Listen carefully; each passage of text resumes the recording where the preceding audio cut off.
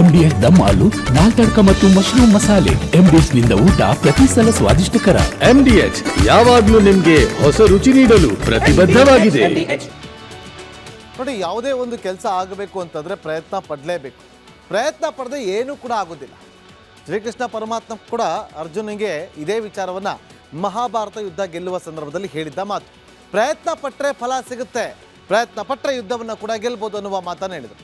ಈಗ ಅದೇ ಒಂದು ವಿಚಾರವನ್ನು ಇಟ್ಟುಕೊಂಡು DCM DK ಶಿವಕುಮಾರ್ ಅವರು ಪ್ರಯತ್ನವನ್ನು ಪಡ್ತಾನೆ ಇದ್ದಾರೆ. ಒಮ್ಮೆ ಫೇಲ್ಯೂರ್ ಆಯ್ತಾ ಮತ್ತೊಮ್ಮೆ ಪ್ರಯತ್ನ ಪಡೋಣ, ಮತ್ತೊಮ್ಮೆ ಫೇಲ್ಯೂರ್ ಆಯ್ತಾ ಮಗದೊಮ್ಮೆ ಪ್ರಯತ್ನ ಪಡೋಣ ಅನ್ನುವ ಹಂತಕ್ಕೆ ಹೋಗಿದ್ದಾರೆ. ಏನಾದರೂ ಮಾಡಿ CM ಕುರ್ಚಿಯನ್ನು ಅಲಂಕರಿಸಲೇಬೇಕು ಅನ್ನುವ ಹಠಕ್ಕೆ ಬಿದ್ದಿದ್ದಾರೆ.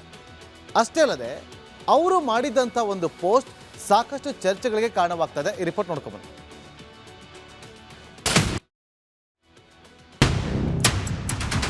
ಈಗ ಹೈಕಮಾಂಡ್ ಅವರು DK ಶಿವಕುಮಾರ್ ಮಾಡ್ತಾರ ಮಾಡಲಿ, ಹೈಕಮಾಂಡ್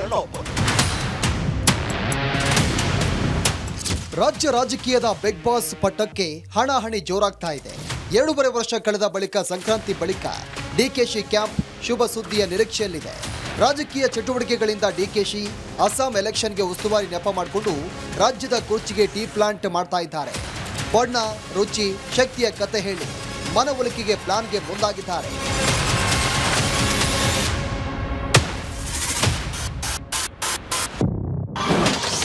ದೆಹಲಿಯಲ್ಲಿ ಕನಕಾಧಿಪತಿಯ ಕುರ್ಚಿ ಫೈಟ್. ತ್ಯಾಗ ನಿಷ್ಠೆಯ ದಾಳ ಉರುಳಿಸಿದ DKC. CM ಹುದ್ದೆಗೆ ಪರಿಗಣಿಸಿ ಪಕ್ಷದ ಭವಿಷ್ಯದ ಬಗ್ಗೆ ಗಮನ ಹರಿಸಿ ಅಂತ ಹೇಳ್ತಿರೋ DKC, ಕೇವಲ ಅಸ್ಸಾಂ ಚುನಾವಣೆಗೆ ನನ್ನನ್ನು ಸೀಮಿತ ಮಾಡಬೇಡಿ, ರಾಜ್ಯದ ಗೊಂದಲ ನಡುವೆ ಅಸ್ಸಾಂ ಉಸ್ತುವಾರಿಯನ್ನ ಹೇಗೆ ನಿರ್ವಹಣೆ ಮಾಡಲಿ ಅಂತ ಕೇಳ್ತಾ ಇದ್ದಾರೆ. ಸ್ಥಳೀಯ ಸಂಸ್ಥೆಗಳ ಚುನಾವಣೆ ಸಮೀಪ ಇದೆ, ಹೀಗಾಗಿ CM ಸೀಟ್ ಬಗ್ಗೆ ಕ್ಲಾರಿಟಿ ಕೊಡಿ. ಭವಿಷ್ಯದಲ್ಲಿ ಬಿಜೆಪಿ ದಳ ಮೈತ್ರಿಗೆ ತಕ್ಕ ತಿರುಗೇಟು ನೀಡಲು ಇದು ಅಗತ್ಯ ಅಂತಿದ್ದಾರೆ DKC.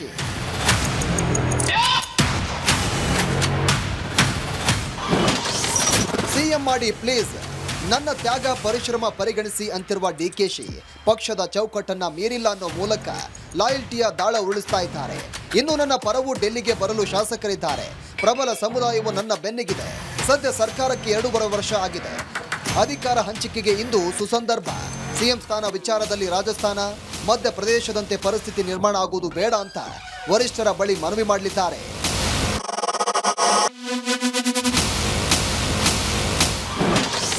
ಬೀದಿ ದಾಸಯ್ಯನನ್ನ CM ಮಾಡಿದ್ರು ಒಪ್ಪುವೆ. DK ಶಿವಕುಮಾರ್ CM ಆದರೂ ಕೂಡ ಒಪ್ಪುವೆ. ನಾನು ಹೇಳ್ತಿಲ್ಲ, ನಮ್ಮ ಪಕ್ಷ ಹೈಕಮಾಂಡ್. ಈಗ ಹೈಕಮಾಂಡ್ ಅವರು DK ಶಿವಕುಮಾರ್ ಮಾಡ್ತಾರ ಮಾಡಲಿ, DK ಶಿವಕುಮಾರ್ ಆಗ್ತಾರ ಆಗಲಿ, ಯಾರು ಬೇಕು. ಬೀದಿಗೋ ದಾಸೆ ಆಗಲಿ, ಹೈಕಮಾಂಡ್ ಎಲ್ಲ ನಾವು ಒಪ್ಕೊಂತೀವಿ. ಬೀದಿಗೋ ದಾಸೆ ಆಗಲಿ, ಹೈಕಮಾಂಡ್ ಎಲ್ಲ ನಾವು ಒಪ್ಕೊಂತೀವಿ.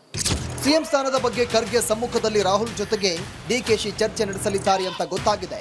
ಜೊತೆಗೆ ಸೋನಿಯಾ ಭೇಟಿಗೂ ಸಜ್ಜಾಗಿದ್ದು CM ಸ್ಥಾನ ಯಾವಾಗ ಸಿಗುತ್ತೆ ಹೇಳಿ ಅಂತ ವಾದ ಮಂಡಿಸಲು ಮುಂದಾಗಿದ್ದಾರೆ. Bureau report, Republic Kannada. ಬಿಜೆಪಿಯವರೊಂದು ಭವಿಷ್ಯವನ್ನು ನೋಡಿದ್ದಾರೆ. ನವೆಂಬರ್ ಆಗಲಿ ನೋಡಿ ಅಂತ, ಡಿಸೆಂಬರ್ 14ಕ್ಕೆ ನೋಡಿ ಫಿಕ್ಸ್ ಅಂತಾರೆ. 19 ತಾರೀಕು ಅಂತ ಡೇಟ್ ಫಿಕ್ಸ್ ಮಾಡ್ತಾರೆ. ಡಿಸೆಂಬರ್ ಕಳೀತು, ಹೊಸ ವರ್ಷ ಆಗಲಿ ನೋಡಿ ಅಂತದ್ದು, ಸಂಕ್ರಾಂತಿ ಶುರುವಾಗಲಿ ನೋಡಿ ಅಂತದ್ದು. ಸಂಕ್ರಾಂತಿ ಆಗ್ತಾ ಇದ್ದಂತೆ ಎಲ್ಲವೂ ಕೂಡ ಅದಲು ಬದಲು. ರೆಕಾರ್ಡ್ ಕೂಡ ಬ್ರೇಕ್ ಮಾಡಿದಂಥ ಸಿದ್ದರಾಮಯ್ಯ ಅವರು ಈಗ ಟೆನ್ಷನಲ್ಲಿದ್ದಾರೆ. ಎಲ್ಲವೂ ಕೂಡ ಅವರು ಅಂದುಕೊಂಡಂತೆ ಅದೇ ಟ್ರ್ಯಾಕಲ್ಲಿ ಹೋಗ್ತಾ ಇತ್ತು. ಆದರೆ ಸಂಕ್ರಾಂತಿ ಹಬ್ಬದ ಮಾರನೇ ದಿನದಿಂದ ಆಗ್ತಾ ಇರುವಂಥ ಬೆಳವಣಿಗೆಗಳು, ಮಾಧ್ಯಮಗಳಲ್ಲಿ ಸೃಷ್ಟಿ ಆಗ್ತಾ ಇರುವಂಥ ಸಂಚಲನ, ಇದೆಲ್ಲವೂ ಕೂಡ ರಾಜ್ಯ ರಾಜಕೀಯದಲ್ಲಿ ಗರಿಗೆದರಿದಂಥ ಚಟುವಟಿಕೆ ಒಂದು ರೀತಿಯಲ್ಲಿ ಸಿದ್ದರಾಮಯ್ಯ ಅವರಿಗೆ ಟೆನ್ಷನನ್ನು ತಂದಿಟ್ಟಿದೆ. ನೋಡಿ, ಸಂಕ್ರಾಂತಿ ಹಬ್ಬದ ನಂತರ ಒಂದು ವಿಚಾರ ಹೇಳಲೇಬೇಕು. DK ಶಿವಕುಮಾರ್ ಅವರು ಹಠಕ್ಕೆ ಬಿದ್ದಂತೆ ಕಂಡು ಬರ್ತದೆ. ಇವತ್ತು ಅಸ್ಸಾಂ ವಿಚಾರವಾಗಿ ಒಂದು ಮೀಟಿಂಗ್ ಅಂತೇಳಿ ಹೋಗಿರ್ಬೋದು, ಚುನಾವಣೆ ವಿಚಾರವಾಗಿ ಮೀಟಿಂಗ್ ಅಂತ ಹೋಗಿರ್ಬೋದು. ಆದರೂ ಕೂಡ ಸೈಡಲ್ಲಿ ಏನು ಬೇಕೋ ಅದನ್ನು ಪ್ಲಾನನ್ನು ಮಾಡ್ತಾರೆ. ಯಾರನ್ನ ಮೀಟ್ ಮಾಡಬೇಕು ಮಾಡುವಂಥ ಪ್ರಯತ್ನಗಳನ್ನು DK ಶಿವಕುಮಾರ್ ಅವರು ಮಾಡ್ತಾರೆ. ಯಾಕೆ ಇದೆಲ್ಲ ಡೆವಲಪ್ಮೆಂಟ್ ಆಗೋದಕ್ಕೆ ಯಾವಾಗ ಶುರುವಾಯಿತು? ಸಂಕ್ರಾಂತಿ ಹಬ್ಬದ ನಂತರ. ಈ ಕಾಂಗ್ರೆಸ್ ಪಾಳ್ಯದಲ್ಲಿ ರಾಜಕೀಯ ಗರಿಗೆದರ್ತಾ ಇದ್ದಂತೆ ಸಿದ್ದರಾಮಯ್ಯ ಅವರಿಗೆ ಟೆನ್ಷನ್ ಶುರುವಾಯಿತು. ಹಾಗಾಗಿ ಏನಾದರೂ ಮಾಡಬೇಕಲ್ಲ ಅಂತೇಳಿ ಸಿದ್ದರಾಮಯ್ಯ ಅವರು ಕೂಡ ಪ್ಲಾನ್ ಮಾಡ್ತಾನೆ ಇರ್ತಾರೆ. ಪವರ್ ಫೈಟ್ ಅಖಾಡಕ್ಕೆ ಮತ್ತೆ ಧುಮುಕ್ತಾರ ಸಿದ್ದರಾಮಯ್ಯವರು ಅಂತ ಪ್ರಶ್ನೆ ಬಂದಾಗ ಎಸ್ 100% ಅವ್ರು ಧುಮುಕ್ತಾರೆ. ಡಿ ಕೆ ಶಿವಕುಮಾರ್ ಅವರು CM ಪಟ್ಟಕ್ಕೋಸ್ಕರ ಪಟ್ಟು ಹಿಡಿದುಕೊಂಡೇ ಇವತ್ತು ದೆಹಲಿಗೆ ಹೋಗಿರೋದು. ಹಾಗಂತ ಸಿದ್ದರಾಮಯ್ಯವರು ಸುಮ್ಮನೆ ಕೂತ್ಕೋತಾರ? ಸಿದ್ದರಾಮಯ್ಯವರು ಆಯಿತು ಹೋಗ್ಲಿ ಬಿಡ್ರಯ್ಯ ಅಂತಂದ್ರು ಕೂಡ ಸಿದ್ದರಾಮಯ್ಯ ಆಪ್ತ ಬಣದವ್ರು ಸುಮ್ಮನೆ ಇರ್ತಾರ? ಇಲ್ಲ ಸ್ವಾಮಿ, ನೀವೇ ಇರಬೇಕು, ಯಾವುದೇ ಕಾರಣಕ್ಕೂ ಕೂಡ ನೀವು CM ಕುರ್ಚಿಯಿಂದ ಇಳಿಬಾರ್ದು, ನಾವೆಲ್ಲ ನಿಮ್ಮ ಜೊತೆ ಇದ್ದೀವಿ ಅಂತೇಳಿ ಅಭಯವನ್ನು ಕೊಟ್ಟಿರ್ತಾರೆ.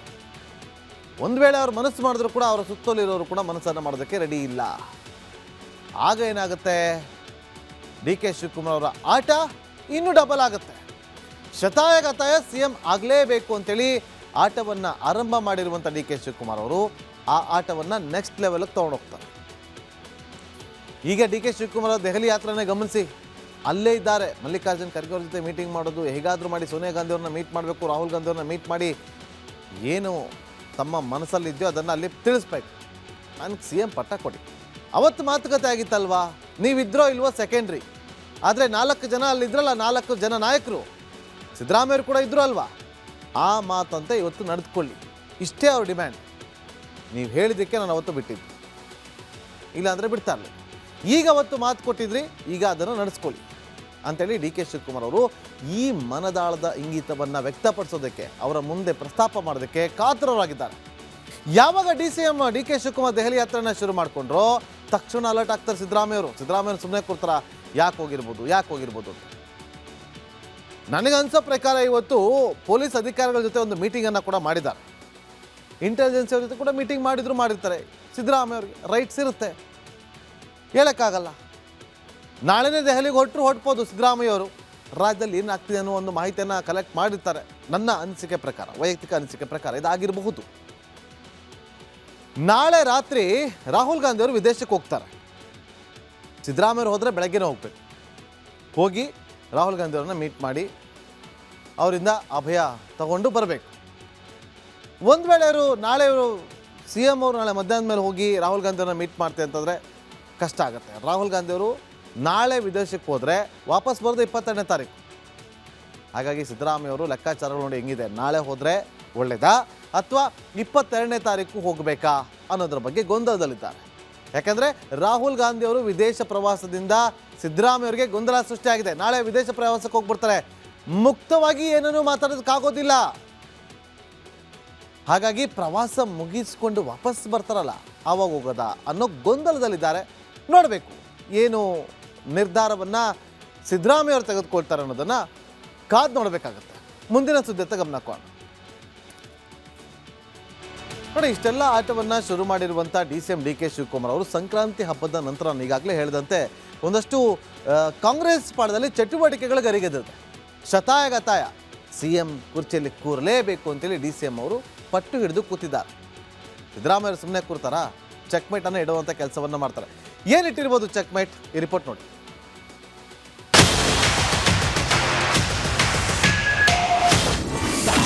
ಕುರ್ಚಿ ಉಳಿಸಿಕೊಳ್ಳಲು ಸಿದ್ದರಾಮಯ್ಯ ರಣತಂತ್ರ. ಡಿಕೆಶಿಗೂ ಮುನ್ನ ರಾಹುಲ್ ಜೊತೆ ಜಾರ್ಜ್ ಚರ್ಚೆ. ಕಾಂಗ್ರೆಸ್ನಲ್ಲಿ ನಾಯಕತ್ವಕ್ಕಾಗಿ ನಡೀತಾ ಇರುವಂತಹ ಮುಸುಕಿನ ಗುದ್ದಾಟ ಮುಂದುವರೆದಿದೆ. CM ಆಗಬೇಕು ಅಂತ ಹಠಕ್ಕೆ ಬಿದ್ದಿರುವ DCM D K Shivakumar Rahul Gandhi ಮನವೊಲಿಕೆಗೆ ಇನ್ನಿಲ್ಲದ ಕಸರತ್ತು ನಡೆಸ್ತಾ ಇದ್ದಾರೆ. ಸದ್ಯ ದೆಹಲಿಯಲ್ಲಿರುವಂತಹ ಡಿ ಕೆ ಶಿವಕುಮಾರ್ ರಾಹುಲ್ ಗಾಂಧಿ ಭೇಟಿ ಮಾಡಿ ನಾಯಕತ್ವ ಬದಲಾವಣೆ ಬಗ್ಗೆ ಮಾತುಕತೆ ನಡೆಸಲು ಪ್ರಯತ್ನ ಮಾಡ್ತಿದ್ದಾರೆ. ಆದರೆ ಇದರ ನಡುವೆ ಸಚಿವ KJ ಜಾರ್ಜ್ ಸದ್ದಿಲ್ಲದೆ ರಾಹುಲ್ ಗಾಂಧಿಯನ್ನ ಭೇಟಿ ಮಾಡಿದ್ದು ಸಂಚಲನ ಮೂಡಿಸಿದೆ. ಸೋನಿಯಾ ಗಾಂಧಿ ನಿವಾಸದಲ್ಲಿ ರಾಹುಲ್ ಗಾಂಧಿ ಭೇಟಿ ಮಾಡಿ ರಾಜ್ಯ ರಾಜಕೀಯ ವಿದ್ಯಮಾನಗಳ ಬಗ್ಗೆ ಮಹತ್ವದ ಚರ್ಚೆ ಮಾಡಿದ್ದಾರೆ. ರಾಹುಲ್ ಗಾಂಧಿ ಭೇಟಿ ಮಾಡಲು ಡಿಕೆ ಶಿವಕುಮಾರ್ ಸಾಕಷ್ಟು ಬಾರಿ ಯತ್ನಿಸಿ ಆಗದಿದ್ದಕ್ಕೆ ಬರಿಗೈನಲ್ಲೇ ವಾಪಸ್ ಆಗಿದ್ದಾರೆ. ಆದರೆ ಇದೀಗ ಏಕಾಏಕಿ ರಾಹುಲ್ ಜಾರ್ಜ್ ಭೇಟಿಗೆ ಸಮಯ ಕೊಟ್ಟಿರುವುದು ಕಾಂಗ್ರೆಸ್ನಲ್ಲಿ ಭಾರಿ ಚರ್ಚೆಗೆ ಗ್ರಾಸವಾಗಿದೆ. ಈ ಹಿಂದೆಯೂ ಕೂಡ ಇದೇ ನಾಯಕತ್ವ ಬದಲಾವಣೆ ಸಂಬಂಧ ಬಣ ಬಡಿದಾಟ ತೀವ್ರ ಸ್ವರೂಪಕ್ಕೆ ಹೋಗಿದ್ದಾಗ ಜಾರ್ಜ್ ಎಐಸಿಸಿ ಅಧ್ಯಕ್ಷ ಖರ್ಗೆ CM ಸಿದ್ದರಾಮಯ್ಯನ ಜೊತೆ ಮಾತುಕತೆ ನಡೆಸಿದ ಬಳಿಕ ಡಿಕೆಶಿಯನ್ನ ಭೇಟಿ ಮಾಡಿದ್ರು. ಈ ಮೂಲಕ ಸದ್ಯಕ್ಕೆ ಸೈಲೆಂಟ್ ಇರಿ ಎಂದು ಮನವೊಲಿಸಲು ಪ್ರಯತ್ನ ಮಾಡಿದ್ರು. ಇದೀಗ ಮತ್ತದೇ ಜಾರ್ಜ್ ದಿಢೀರ್ ರಾಹುಲ್ ಗಾಂಧಿ ಭೇಟಿ ಮಾಡಿ ಬಂದಿರುವುದು ಸಾಕಷ್ಟು ಕುತೂಹಲಕ್ಕೆ ಕಾರಣವಾಗಿದೆ. Bureau report, Republic Kannada. ಈ ಓಟಕ್ಕೆ ಬ್ರೇಕ್ ಹಾಕೋದು ಅಂತಂದರೆ ಇದೇ ಇರಬೇಕು ಅಂತ ಕಾಣುತ್ತೆ. ಡಿ ಕೆ ಶಿವಕುಮಾರ್ ದೆಹಲಿ ದಂಡಯಾತ್ರೆಯನ್ನು ಆರಂಭ ಮಾಡಿದ್ದಾರೆ. ಕುತ್ಕೊಳ್ಳೇಬೇಕು ಅಂತೇಳಿ ಪಟ್ಟ ಹಿಡಿದು ಕೂತಿದ್ದಾರೆ. ಆದರೆ ಈ ಯಾತ್ರೆಗೆ ಬ್ರೇಕ್ ಹಾಕುವಂಥ ಕೆಲಸವನ್ನು ಮಾಡ್ತಾರಂತಲ್ಲ, ಆ ಕೆಲಸವನ್ನು ಸಿದ್ದರಾಮಯ್ಯವರು ಮಾಡಿದ್ದಾರೆ ಅಂದರೂ ಕೂಡ ತಪ್ಪಾಗೋದಿಲ್ಲ. ತಂತ್ರಗಾರಿಕೆ ಇರಲೇಬೇಕಲ್ಲ ರಾಜಕೀಯದಲ್ಲಿ, ಅದಿಲ್ಲ ಅಂದರೆ ಹೇಗಾಗುತ್ತೆ? ಅದಕ್ಕೆ ಹೇಳೋದು ಯಾವಾಗಲೂ 1+1 2 ಆಗಬೇಕು ಅಂತ ಏನಿಲ್ಲ. ಅದು 11 ಬೇಕಾದ್ರೆ ಆಗ್ಬೋದು, 22 ಬೇಕಾದ್ರೆ ಆಗ್ಬೋದು, ಅದು ರಾಜಕೀಯ. ಸೊ ನೋಡಿ, ಡಿ ಕೆ ಶಿವಕುಮಾರ್ ಅವರು ಆದಷ್ಟು ಬೇಗ CM ಕುರ್ಚಿ ಸ್ಥಾನದಲ್ಲಿ ಕೂತ್ಕೋಬೇಕು. ಆದರೆ ಆ ತಂತ್ರಗಾರಿಕೆಗೆ ಪ್ರತಿತಂತ್ರ ಅನ್ನುವ ರೀತಿಯಲ್ಲಿ ಸಿದ್ದರಾಮಯ್ಯವರು ಕುರ್ಚಿಯನ್ನು ಉಳಿಸಿಕೊಳ್ಳುವ ಪ್ರಯತ್ನವನ್ನು ಕೂಡ ಮಾಡ್ತಿರ್ತಾರೆ. ನೋಡಿ, ಇಲ್ಲಿ ರಾಹುಲ್ ಗಾಂಧಿಯವರನ್ನು ಭೇಟಿ ಮಾಡೋದಕ್ಕೆ CM ಡಿ ಕೆ ಶಿವಕುಮಾರ್ ಅವರು ಕ್ಷಣಕ್ಕೂ ಕೂಡ ಹಪಾಹಪಿಸ್ತಿದ್ದಾರೆ. ಚಾತಕ ಪಕ್ಷಿಯಂತೆ ಕಾದು ಕುಳಿತಿದ್ದಾರೆ. ಹೇಗಾದರೂ ಮಾಡಿ ಮೀಟ್ ಮಾಡಿಸಿ, 1-2 ನಿಮಿಷ ಮಾತಾಡಬೇಕು, ಹೇಗಾದರೂ ಮಾಡಿ 1-5 ನಿಮಿಷ ನಾನು ಮಾತಾಡಬೇಕು, ಮೀಟ್ ಮಾಡಿಸಿ. ಯಾರೆಲ್ಲ ಅವರ ಆಪ್ತರಿದ್ದಾರೋ ಅವರೆಲ್ಲರ ಮೂಲಕವೂ ಕೂಡ ಪ್ರಯತ್ನವನ್ನು ಪಡ್ತಾರೆ. ಆದರೆ ಸಿದ್ದರಾಮಯ್ಯವರು ಏನು ಮಾಡ್ತಿದ್ದಾರೆ? ಸಿದ್ದರಾಮಯ್ಯವರ ಆಪ್ತರ ಮೂಲಕ ಸಂದೇಶವನ್ನು ಕಳಿಸಂತೆ ಕಂಡು ಬರ್ತಾ ಇದೆ. ಯಾರದು? KJ ಜಾರ್ಜ್ ಸಚಿವರು ಅವರ ಮೂಲಕ ಸಂದೇಶ ಕಳಿಸಿರ್ಬೋದು. CM ಡಿ ಕೆ ಶಿವಕುಮಾರ್ ಅವರಿಗೆ ರಾಹುಲ್ ಗಾಂಧಿ ಸಿಗೋದಿಲ್ಲ, KJ ಜಾರ್ಜ್ ಅವರಿಗೆ ಸಿಗ್ತಾರೆ. ಸಿಕ್ಕಿದಾಗ ಏನು ಹೇಳ್ತಾರೆ KJ ಜಾರ್ಜ್ ಅವರು ರಾಹುಲ್ ಗಾಂಧಿ ಅವ್ರ ಹತ್ರ? ನಾಯಕತ್ವ ಬದಲಾವಣೆ ಅನಿವಾರ್ಯತೆ ಏನು ಅಂತ ಪ್ರಶ್ನೆ ಮಾಡಿದ್ದಾರಂತೆ. ನೋಡಿ, ಒಂದು ವೇಳೆ ಸಿದ್ದರಾಮಯ್ಯವರನ್ನೇನಾದರೂ ಕೆಳಗಿಳಿಸಿದ್ರೆ ಪಕ್ಷಕ್ಕೆ ಹೊಡೆತ ಬೀಳುತ್ತೆ. ಅಹಿಂದ ಸಮುದಾಯದವರ ಬೆನ್ನ ಹಿಂದೆ ಅಲ್ಪಸಂಖ್ಯಾತ, ಹಿಂದುಳಿದ, ದಲಿತ ಸಮುದಾಯ ಸಿದ್ದರಾಮಯ್ಯವರ ಬೆನ್ನ ಹಿಂದೆ ಇದೆ. ಅಷ್ಟು ಸುಲಭದ ವಿಚಾರ ಅಲ್ಲ. ಈಗ ಅನಿವಾರ್ಯತೆ ಇಲ್ಲ. ಯಾಕೆ ಅಂತಂದರೆ ಕಮಿಂಗ್ ಡೇಸಲ್ಲಿ ZP, TP, GBA ಎಲೆಕ್ಷನ್ ಎಲ್ಲವೂ ಕೂಡ ಎದುರಾಗುತ್ತೆ. ಇದೆಲ್ಲವನ್ನು ಕೂಡ ಗಮನದಲ್ಲಿಟ್ಕೋಬೇಕು. ಸ್ಥಳೀಯ ಚುನಾವಣೆಗಳು ಬಹಳ ಮುಖ್ಯ ಆಗುತ್ತೆ. ಇಂಥ ಸಂದರ್ಭದಲ್ಲಿ ಏನಾದರೂ ಅವರನ್ನು ಕೆಳಗಿಳಿಸ್ಬಿಟ್ರೆ ನಮಗೆ ಅಹಿಂದ ಮತಗಳು ಕೈ ತಪ್ಪಿ ಹೋಗುತ್ತೆ. ಈ ಚುನಾವಣೆಗಳ ಮೇಲೆ, ಸ್ಥಳೀಯ ಸಂಸ್ಥೆಗಳ ಚುನಾವಣೆಗಳ ಮೇಲೆ, GBA ಚುನಾವಣೆಗೂ ಕೂಡ ಹೊಡೆತ ಬೀಳುತ್ತೆ ಅನ್ನುವ ಸಂದೇಶವನ್ನು ಅತಿ ಸೂಕ್ಷ್ಮವಾಗಿ ಅವರಿಗೆ ಮನದಟ್ಟು ಮಾಡಿಕೊಡುವಂಥ ಕೆಲಸವನ್ನು KJ ಜಾರ್ಜ್ ಅವರು ಮಾಡಿದ್ದಾರೆ. ನಾವೆಲ್ಲ ಅವ್ರ ಬೆನ್ನಿಗಿದ್ದೀವಿ, ಸಿದ್ದರಾಮಯ್ಯವ್ರ ಬೆನ್ನಿಗಿದ್ದೀವಿ. ಅವ್ರಿಗೇನು ಪ್ರಾಬ್ಲಮ್ ಆಗಲ್ಲ, ಅವ್ರು ಆರಾಮಾಗಿರ್ತಾರೆ. ಅವ್ರು ಅದೇ ಸ್ಥಾನದಲ್ಲಿ. ಯಾಕೆ ಅನಿವಾರ್ಯತೆ ಏನು? ಪಕ್ಷ ಚೆನ್ನಾಗಿ ಒಳ್ಳೆ ಹೆಸರು ಮಾಡ್ತಾ ಇದೆ. ಕಾಂಗ್ರೆಸ್ ಇವತ್ತು ಅಧಿಕಾರಕ್ಕೆ ಬಂದಿರೋದೇ ಅಹಿಂದ ಮತಗಳಿಂದಾಗಿ. ಆ ಅಹಿಂದ ಮತಗಳ ಸಮುದಾಯ ಇರೋದು ಯಾರ ಬೆನ್ನ ಹಿಂದೆ? ಸಿದ್ದರಾಮಯ್ಯವರ ಬೆನ್ನ ಹಿಂದೆ. ಇನ್ನು 2.5 ವರ್ಷ ಹೋಯ್ತು ಅಂತಂದರೆ ನೆಕ್ಸ್ಟ್ ಎಲೆಕ್ಷನ್ನೇ ಬಂದ್ಬಿಡುತ್ತೆ. ಇಂಥ ಟೈಮಲ್ಲಿ ಗೊಂದಲ ಸೃಷ್ಟಿ ಯಾಕೆ ಮಾಡ್ಕೊಳ್ತೀರಿ?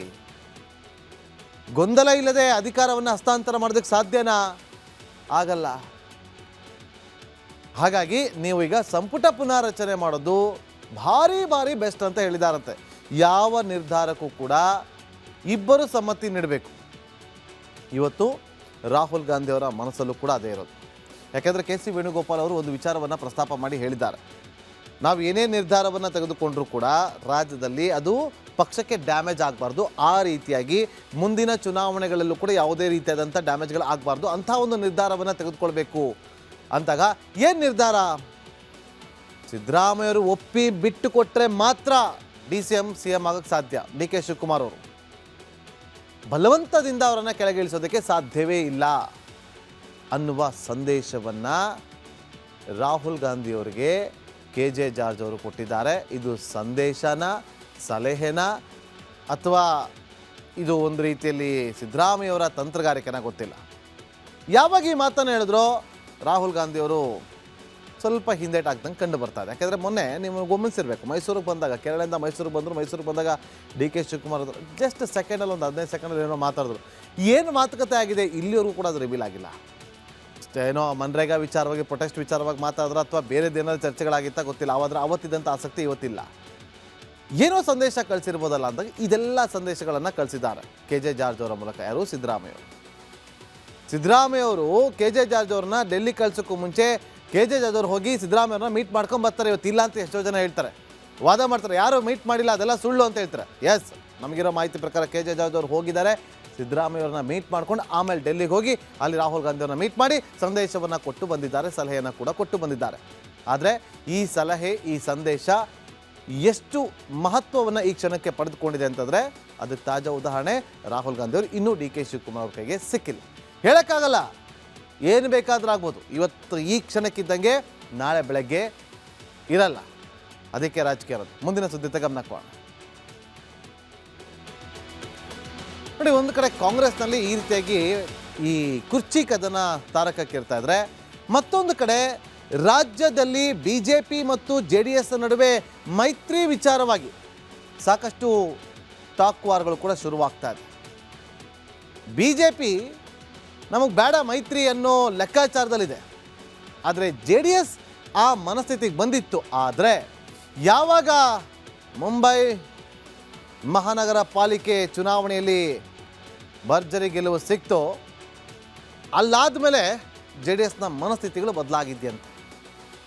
ಯಾಕೆಂದರೆ BJPಗೆ ಮನಸ್ಸಿಲ್ಲದಿದ್ದರೂ ಕೂಡ JDSಗೆ ಮನಸ್ಸು ಇದೆ ಮೈತ್ರಿಯಲ್ಲಿ. ಏನಾಗ್ಬೋದು ಕುತೂಹಲ ಇದೆ. ಹಾಗಾದರೆ JDS ಮತ್ತು BJP ಪ್ಲಾನ್ಗಳೇನು? ಈ ರಿಪೋರ್ಟ್ ನೋಡಿ.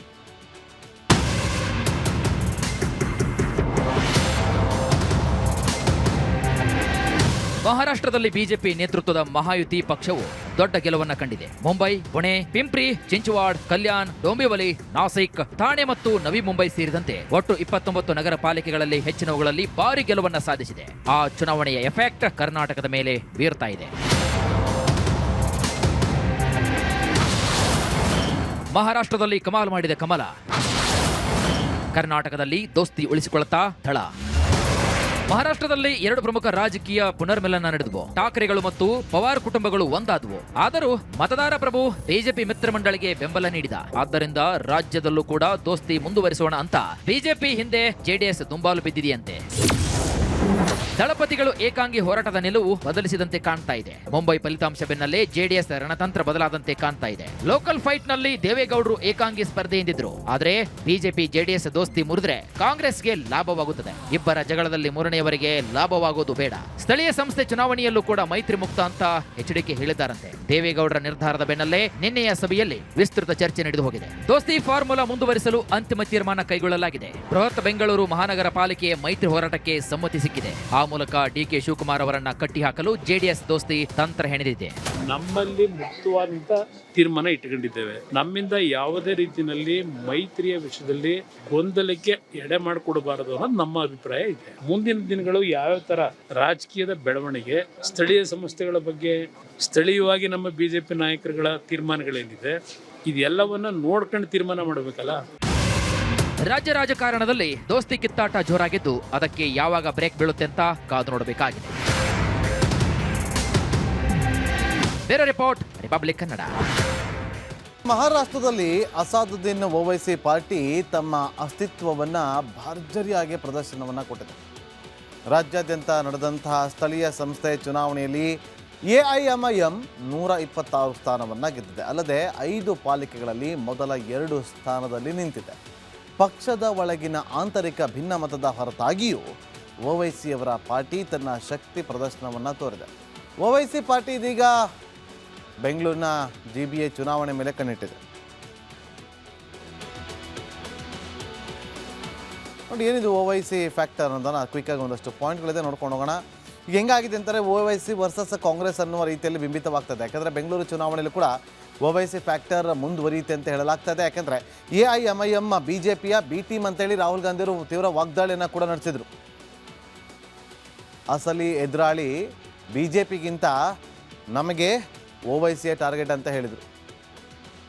ನಮಗೆ ಅವರೇ ಟಾರ್ಗೆಟ್ ಅಂತೇಳಿ ರಾಹುಲ್ ಗಾಂಧಿ ಹೇಳಿದರು. ಈಗ GB ಎಲೆಕ್ಷನ್ ಹತ್ರ ಬರ್ತಾ ಇದೆ. ಗ್ರೇಟರ್ ಬೆಂಗಳೂರು ಚುನಾವಣೆ ಎಲ್ಲರೂ ಅಂದ್ಕೊಂಡಂತೆ ಆದರೆ ಜೂನಲ್ಲಿ ನಡೀಬೋದು, ಮೇ ಬಿ ಸಾಧ್ಯತೆ ಇದೆ. ಈಗ ಇದು ಕಾಂಗ್ರೆಸ್ ಪಾಲಿಗೆ ಅತ್ಯಂತ ಪ್ರತಿಷ್ಠೆಯ ಚುನಾವಣೆ. ಬನ್ನಿ ನೋಡೋಣ. BJP ಏನು ಸುಮ್ಮನೆ ಕೂತಿಲ್ಲ. BJPನೂ ತಯಾರಾಗ್ತಾಯಿದೆ, JDS ಕೂಡ ತಯಾರಾಗ್ತಾಯಿದೆ. GBA ಚುನಾವಣೆಯಲ್ಲಿ ಇಬ್ಬರು ಮೈತ್ರಲ್ಲೇ ಚುನಾವಣೆಯನ್ನು ಎದುರಿಸ್ತಾನದು ನಮಗಿರುವಂಥ ಮಾಹಿತಿ. ಹಾಗಾಗಿ ಕಾಂಗ್ರೆಸ್ ಈ GBA ಚುನಾವಣೆಯನ್ನು ಪ್ರತಿಷ್ಠೆಯ ಚುನಾವಣೆಯನ್ನಾಗಿ ತೆಗೆದುಕೊಂಡಿದೆ. ಯಾಕೆಂತಂದರೆ BBMPಯನ್ನು ವಿಭಜಿಸಿ 5 ಪಾಲಿಕೆಯನ್ನಾಗಿ ಮಾಡಿರೋದೇ ಕೈಪಡೆ. ಈಗ ಅವರೇ 5 ಪಾಲಿಕೆಯನ್ನು ಮಾಡಿದ್ಮೇಲೆ ಗೆಲ್ಲೇಬೇಕಲ್ವಾ. ಗೆಲ್ಲಿಲ್ಲ ಅಂತಂದರೆ ಮುಖಭಂಗ, ಭಾರಿ ಮುಖಭಂಗ. ಸೊ DK ಶಿವಕುಮಾರ್ ಮತ್ತು ಕಾಂಗ್ರೆಸ್ಗೆ ಈ ಎಲೆಕ್ಷನ್ ನಿರ್ಣಾಯಕ ಅಂತ ಕೂಡ ಹೇಳಲಾಗ್ತದೆ. ಯಾಕಂದರೆ ಬೆಂಗಳೂರು ಉಸ್ತುವಾರಿ GBAನ ಮಾಡಿದ್ದು 5 ಪಾಲಿಕೆಗಳನ್ನಾಗಿ ಮಾಡಿದ್ದು. ಹಾಗಾಗಿ ಒಂದು ರೀತಿಯಲ್ಲಿ ಪ್ರತಿಷ್ಠೆಯ ಕಣ ಆಗಿದೆ. ಆದರೆ ಈ ಕಡೆ ಕಾಂಗ್ರೆಸ್ಗೆ ಹೊಸ ತಲೆನೋವಾಗತ್ತಂತೆ. ಯಾವುದು? OIC factor. ನಮ್ಮ ಬೆಂಗಳೂರಿನ ಶಿವಾಜಿನಗರ, ಚಾಮರಾಜಪೇಟೆ, ಶಾಂತಿನಗರದಲ್ಲಿ ಮುಸ್ಲಿಂ ಸಮುದಾಯದ ಶಾಸಕರಿದ್ದಾರೆ. ಜಯಮಹಲ್, ಭಾರತೀನಗರ, ಶಿವಾಜಿನಗರ, ವಸಂತ ನಗರ, ಹೊನ್ನಾರ್ಪೇಟೆ, ಪಾದರಾಯನಪುರ, JP ನಗರ ಸೇರಿ ಹಲವೆಡೆ ಹೆಚ್ಚು ಸಂಖ್ಯೆಯಲ್ಲಿರೋದು ಮುಸ್ಲಿಮರೇ. ಮುಸ್ಲಿಂ ಮತಗಳ ಮೇಲೆ ಕಣ್ಣಿಟ್ಟಿರುವಂಥ ಕಾಂಗ್ರೆಸ್ಗೆ OIC ಟಕ್ಕರ್ ಕೊಡೋದ್ರಲ್ಲಿ ಅನುಮಾನವೇ ಇಲ್ಲ. ಅಲ್ಲಿ ಮುಂಬೈ ಮಹಾನಗರ ಪಾಲಿಕೆ ಚುನಾವಣೆಯಲ್ಲಿ ಕೂಡ ಅದನ್ನೇ ಮಾಡಿದ್ದು. ಬಹುತೇಕ ಮುಸ್ಲಿಂ ಮತಗಳೆಲ್ಲವೂ ಕೂಡ AIMIMಗೆ ಹೋಯ್ತು. ಒಳ್ಳೆ ರಿಸಲ್ಟ್ ಕೂಡ ಬಂದಿದೆ ಅಲ್ಲಿ, ಇಲ್ಲ ಅಂತೇನಿಲ್ಲ. ಆದರೆ ಇಲ್ಲಿ ಸ್ಪ್ಲಿಟ್ ಆದರೆ GBA ಚುನಾವಣೆಯಲ್ಲಿ ಭಾರಿ ಮುಖಭಂಗ ಆಗ್ಬಿಡುತ್ತೆ. ಏನಾದರೂ ಕಾಂಗ್ರೆಸ್ ಪಾರ್ಟಿಗೆ ಆತಂಕ ಇರೋದಲ್ಲಿ ನೋಡಿ, OIC ಅಭ್ಯರ್ಥಿಯನ್ನು ಏನಾದರೂ ಕಣಕ್ಕೆ ಇಳಿಸ್ಬಿಟ್ರೆ ನಮಗೆ ಹೊಡೆತ ಬೀಳುತ್ತೆ ಅನ್ನೋದು ಈಗ ಕಾಂಗ್ರೆಸ್ಗೆ ಇರುವಂಥ ಟೆನ್ಷನ್. ಹಾಗಾಗಿ GBA ಚುನಾವಣೆಯಲ್ಲಿ AIMIM ಫ್ಯಾಕ್ಟರ್ನಿಂದಾಗಿ ಕಾಂಗ್ರೆಸ್ಗೆ ಆತಂಕ ಎದುರಾಗಿರೋದಂತೂ ಸುಳ್ಳಲ್ಲ. ತಮಿಳುನಾಡು ಚುನಾವಣೆಗೆ ಕೌಂಟ್ ಡೌನ್ ಶುರುವಾಗಿದೆ.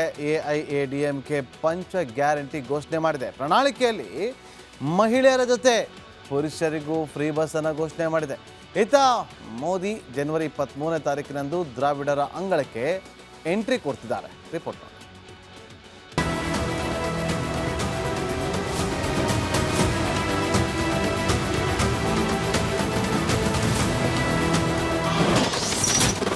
ಮನೆಗೊತ್ತು ಸರ್ಕಾರಿ ನೌಕರಿ, ಪುರುಷರಿಗೆ ಬಸ್ ಫ್ರೀ. ತಮಿಳುನಾಡಿನ ಜನರಿಗೆ AIADMK ಭರ್ಜರಿ ಆಫರ್. ತಮಿಳುನಾಡಿನ ಗದ್ದುಗೆ ಹಿಡಿಯಲು AIADMK ಭರ್ಜರಿ ತಾಲೀಮು ಶುರು ಮಾಡಿದೆ. DMKಯಿಂದ ಅಧಿಕಾರ ಕಸಿದುಕೊಳ್ಳಲು ಮತದಾರರಿಗೆ ಭರ್ಜರಿ ಆಫರ್ ಘೋಷಿಸಿದೆ. AIADMK ಪ್ರಧಾನ ಕಾರ್ಯದರ್ಶಿ ಎಡಪ್ಪಾಡಿ ಪಳನಿಸ್ವಾಮಿ ಮೊದಲ ಹಂತದ ಚುನಾವಣಾ ಭರವಸೆ ಘೋಷಿಸಿದ್ದಾರೆ. AIADMK ಸಂಸ್ಥಾಪಕ MG ರಾಮಚಂದ್ರನ್ 109ನೇ ಜನ್ಮದಿನಾಚರಣೆ ಹಿನ್ನೆಲೆ ಗೌರವ ಸಲ್ಲಿಸಿದ ಅವರು ಕಚೇರಿಯಲ್ಲಿ ಮೊದಲ ಹಂತದಲ್ಲಿ 5 ಪ್ರಣಾಳಿಕೆಗಳನ್ನು ಘೋಷಿಸಿದ್ದಾರೆ.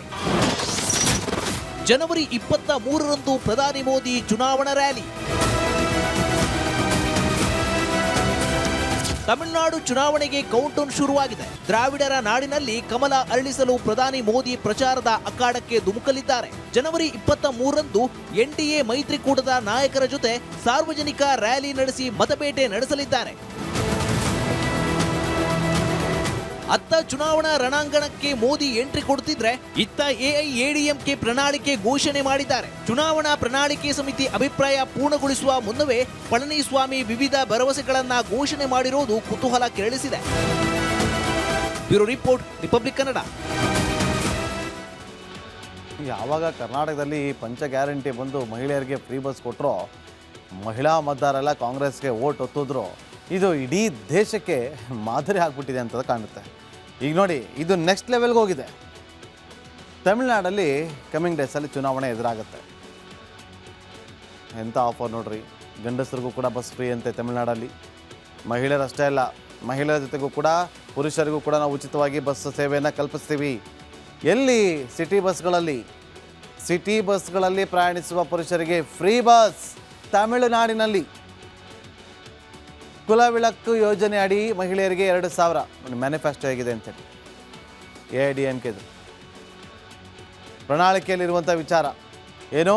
ಪುರುಷರಿಗೆ ಸಿಟಿ ಬಸ್ಗಳಲ್ಲಿ ಓಡಾಡೋರಿಗೆ ಫ್ರೀ, ಮಹಿಳೆಯರಿಗೆ ಕುಲವಿಳಕ್ಕುಗೆ 2,000. ಫಲಾನುಭವಿಗಳ ಬ್ಯಾಂಕ್ ಖಾತೆಗೆ ಹಣ ವರ್ಗಾವಣೆ ಆಗುತ್ತೆ ಡೈರೆಕ್ಟ್. ಅಮ್ಮ ಇಲ್ಲಂ ಯೋಜನೆ ಅಡಿ ಪ್ರತಿಯೊಬ್ಬರಿಗೂ ಕೂಡ ಸೂರು ಸಿಗುತ್ತೆ. ಯಾರಿಗೆ ಸೂರಿಲ್ವೋ ಅವ್ರಿಗೆ ಸೂರು ಸಿಗುತ್ತೆ. ಹಳ್ಳಿಗಳಲ್ಲಿ ಸ್ವಂತ ಮನೆ ಇಲ್ಲದವರಿಗೆ ಮನೆ ನಿರ್ಮಾಣ ಮಾಡಿಕೊಡಲಾಗುತ್ತೆ. ನಗರ ಪ್ರದೇಶಗಳಲ್ಲಿ ಸೂರಿಲ್ಲದವರಿಗೂ ಕೂಡ ಆಫರ್ ಕೊಡ್ತಾರೆ. ಹಳ್ಳಿಯವರಿಗೆ ಅಷ್ಟೇ ಅಲ್ಲ, ನಗರದಲ್ಲೂ ಕೂಡ ಯಾರಿಗೆಲ್ಲ ಮನೆ ಇರುತ್ತೋ ಅವರಿಗೆಲ್ಲ ಮನೆ ಕಟ್ಕೊಡ್ತಾರಂತೆ. ಎಲ್ಲಿಂದ ತರ್ತಾರೋ ದುಡ್ಡು. 100 ದಿನಗಳ ಉದ್ಯೋಗ ಯೋಜನೆ 150 ದಿನಕ್ಕೆ ಹೆಚ್ಚಳ ಮಾಡಿದ್ದಾರೆ. 5 ಲಕ್ಷ ಮಹಿಳೆಯರಿಗೆ ಅಮ್ಮ ದ್ವಿಚಕ್ರ ವಾಹನ ವಿತರಣಾ ಯೋಜನೆ. ಮತ್ತು ಯಾಕೆ ತಮಿಳುನಾಡಲ್ಲಿ ಜನ ದುಡಿಬೇಕೋ ಗೊತ್ತಾಗ್ತಿಲ್ಲ. ಸಾಕು, ಇಷ್ಟು ಇಂಥ ಗೌರ್ಮೆಂಟ್ ಬಂದ್ಬಿಟ್ರೆ ಸಾಕು, 5 ವರ್ಷಕ್ಕೆ ಮುಳುಗ್ಸಾಕ್ಬಿಡ್ತಾರೆ. 5 ಲಕ್ಷ ಮಹಿಳೆಯರಿಗೆ ಅಮ್ಮ ದ್ವಿಚಕ್ರ ವಾಹನ, ತಿಂಗಳಿಗೆ 2,000, ಬಸ್ ಫ್ರೀ, ಪುರುಷರಿಗೂ ಫ್ರೀ, ಮನೆ ಇಲ್ದಿರೋರು ಮನೆ ಕಟ್ಕೊಡ್ತಾರೆ. 25,000 ಸಹಾಯಧನ ಯೋಜನೆ ಜಾರಿಗೆ ಕೂಡ ಭರವಸೆ ಕೊಟ್ಟಿದ್ದಾರೆ. ರಾಜ್ಯ ಉದ್ಧಾರ ಆಗುತ್ತಾ? ರಾಜ್ಯ ಜನತೆಗೆ ಬಿಟ್ಟಿರುತ್ತೆ, ಅದು ತಮಿಳುನಾಡು ವಿಚಾರ. ಮುಂದಿನ ಸುದ್ದಿ ಗಮನ ಕೊಡೋಣ. ಬಳ್ಳಾರಿ ಗಲಭೆಯನ್ನ ಖಂಡಿಸಿ ಬಳ್ಳಾರಿಯಲ್ಲಿ ನಡೆದ ಬಿಜೆಪಿಯ ಬೃಹತ್ ಪ್ರತಿಭಟನಾ ಸಮಾವೇಶ ಅಬ್ಬರದ ಭಾಷಣಕ್ಕೆ ಸಾಕ್ಷಿಯಾಗಿತ್ತು. ಅಲ್ಲದೆ ರಾಜಶೇಖರ್ ಮನೆಗೆ ಭೇಟಿ ಕೊಟ್ಟಂತ ಬಿಜೆಪಿ ನಾಯಕರು ಪರಿಹಾರ ಕೂಡ ಕೊಟ್ಟರು. ರಿಪೋರ್ಟ್ ನೋಡಿ.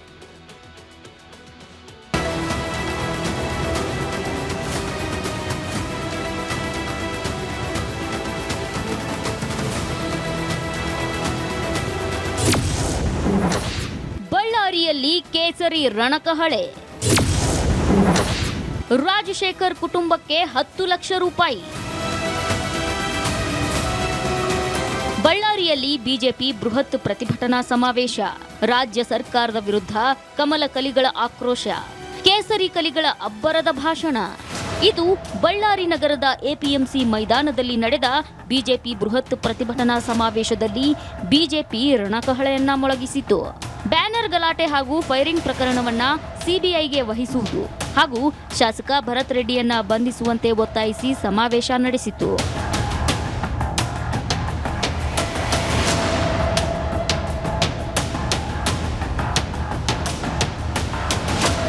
ಕನಕದುರ್ಗಮ್ಮ ದೇವಸ್ಥಾನಕ್ಕೆ ವಿಶೇಷ ಪೂಜೆ ಸಲ್ಲಿಸಿದ ಬಿಜೆಪಿ ನಾಯಕರು ನೇರವಾಗಿ ಗುಂಡೇಟಿನಿಂದ ಮೃತಪಟ್ಟ ರಾಜಶೇಖರ್ ನಿವಾಸಕ್ಕೆ ಭೇಟಿ ನೀಡಿ ಕುಟುಂಬಕ್ಕೆ ಸಾಂತ್ವನ ಹೇಳಿದ್ರು.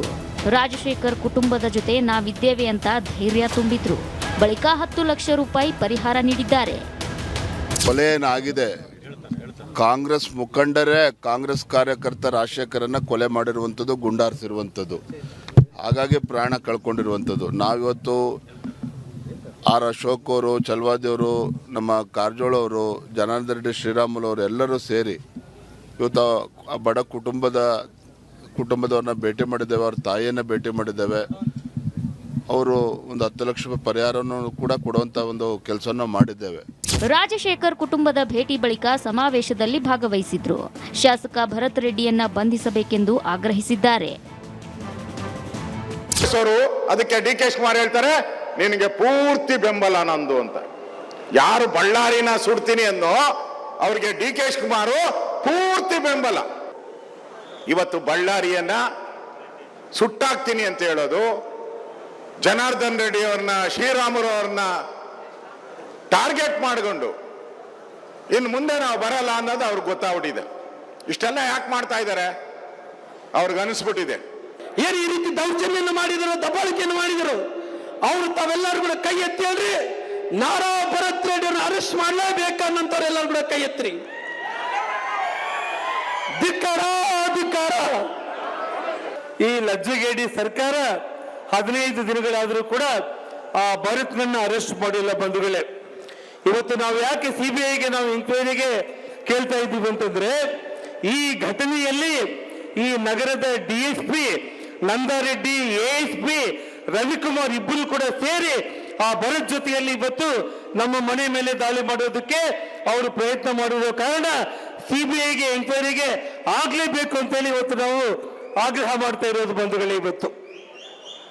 ಇವತ್ತು ಬಳ್ಳಾರಿ ಗಲಭೆ ಪ್ರಕರಣ ಬಳ್ಳಾರಿಯಲ್ಲಿ ರಾಜಕೀಯ ಸಂಘರ್ಷಕ್ಕೆ ಕಾರಣವಾಗಿದ್ದು ಸುಳ್ಳಲ್ಲ.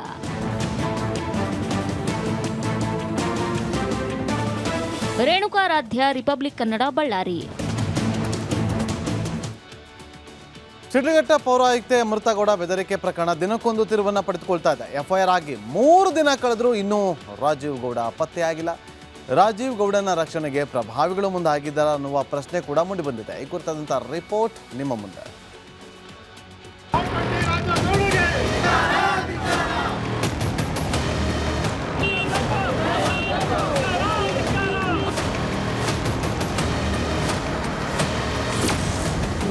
ರೌಡಿ ರಾಜೀವ್ ಗೌಡ ಅರೆಸ್ಟ್ ಯಾವಾಗ? 2 ಎಫ್ಐಆರ್ ದಾಖಲಾದರೂ ಬಂಧನಕ್ಯಾಕೆ ಮೀನಾಮೇಷ? ರಾಜೀವ್ ಗೌಡನಿಗೆ ಸರ್ಕಾರಿ ಅಧಿಕಾರಿಗಳನ್ನು ಕಾಲು ಕಸದಂತೆ ನೋಡುವ ರಾಜೀವ್ ಗೌಡನಿಗೆ ರಾಜುಗೌಡ ಬಂಧನಕ್ಕೆ ಆಗ್ರಹಿಸಿ ಕರವೇ ಕಾರ್ಯಕರ್ತರು ಕಿಚ್ಚು. 420 ರಾಜೀವ್ ಗೌಡ ಹಲವು ಅಕ್ರಮ ಮಾಡಿದ್ದಾನೆ ಅಂತ ಪೋಸ್ಟರ್ ಬಿಡುಗಡೆ ಮಾಡಿ ಆಕ್ರೋಶವನ್ನು ಹೊರಹಾಕಿದ್ದಾರೆ.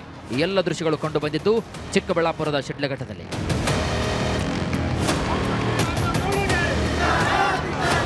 ಚಿಕ್ಕಬಳ್ಳಾಪುರ ಶಿಡ್ಲಘಟ್ಟ ಪೌರಾಯುಕ್ತೆ ಅಮೃತ ಗೌಡಗೆ ರಾಜೀವ್ ಗೌಡ ಧಮ್ಕಿ ಪ್ರಕರಣದಲ್ಲಿ ಎಫ್ಐಆರ್ ಆಗಿ 3 ದಿನ ಕಳೆದರೂ ಇನ್ನೂ ಬಂಧನವಾಗಿಲ್ಲ.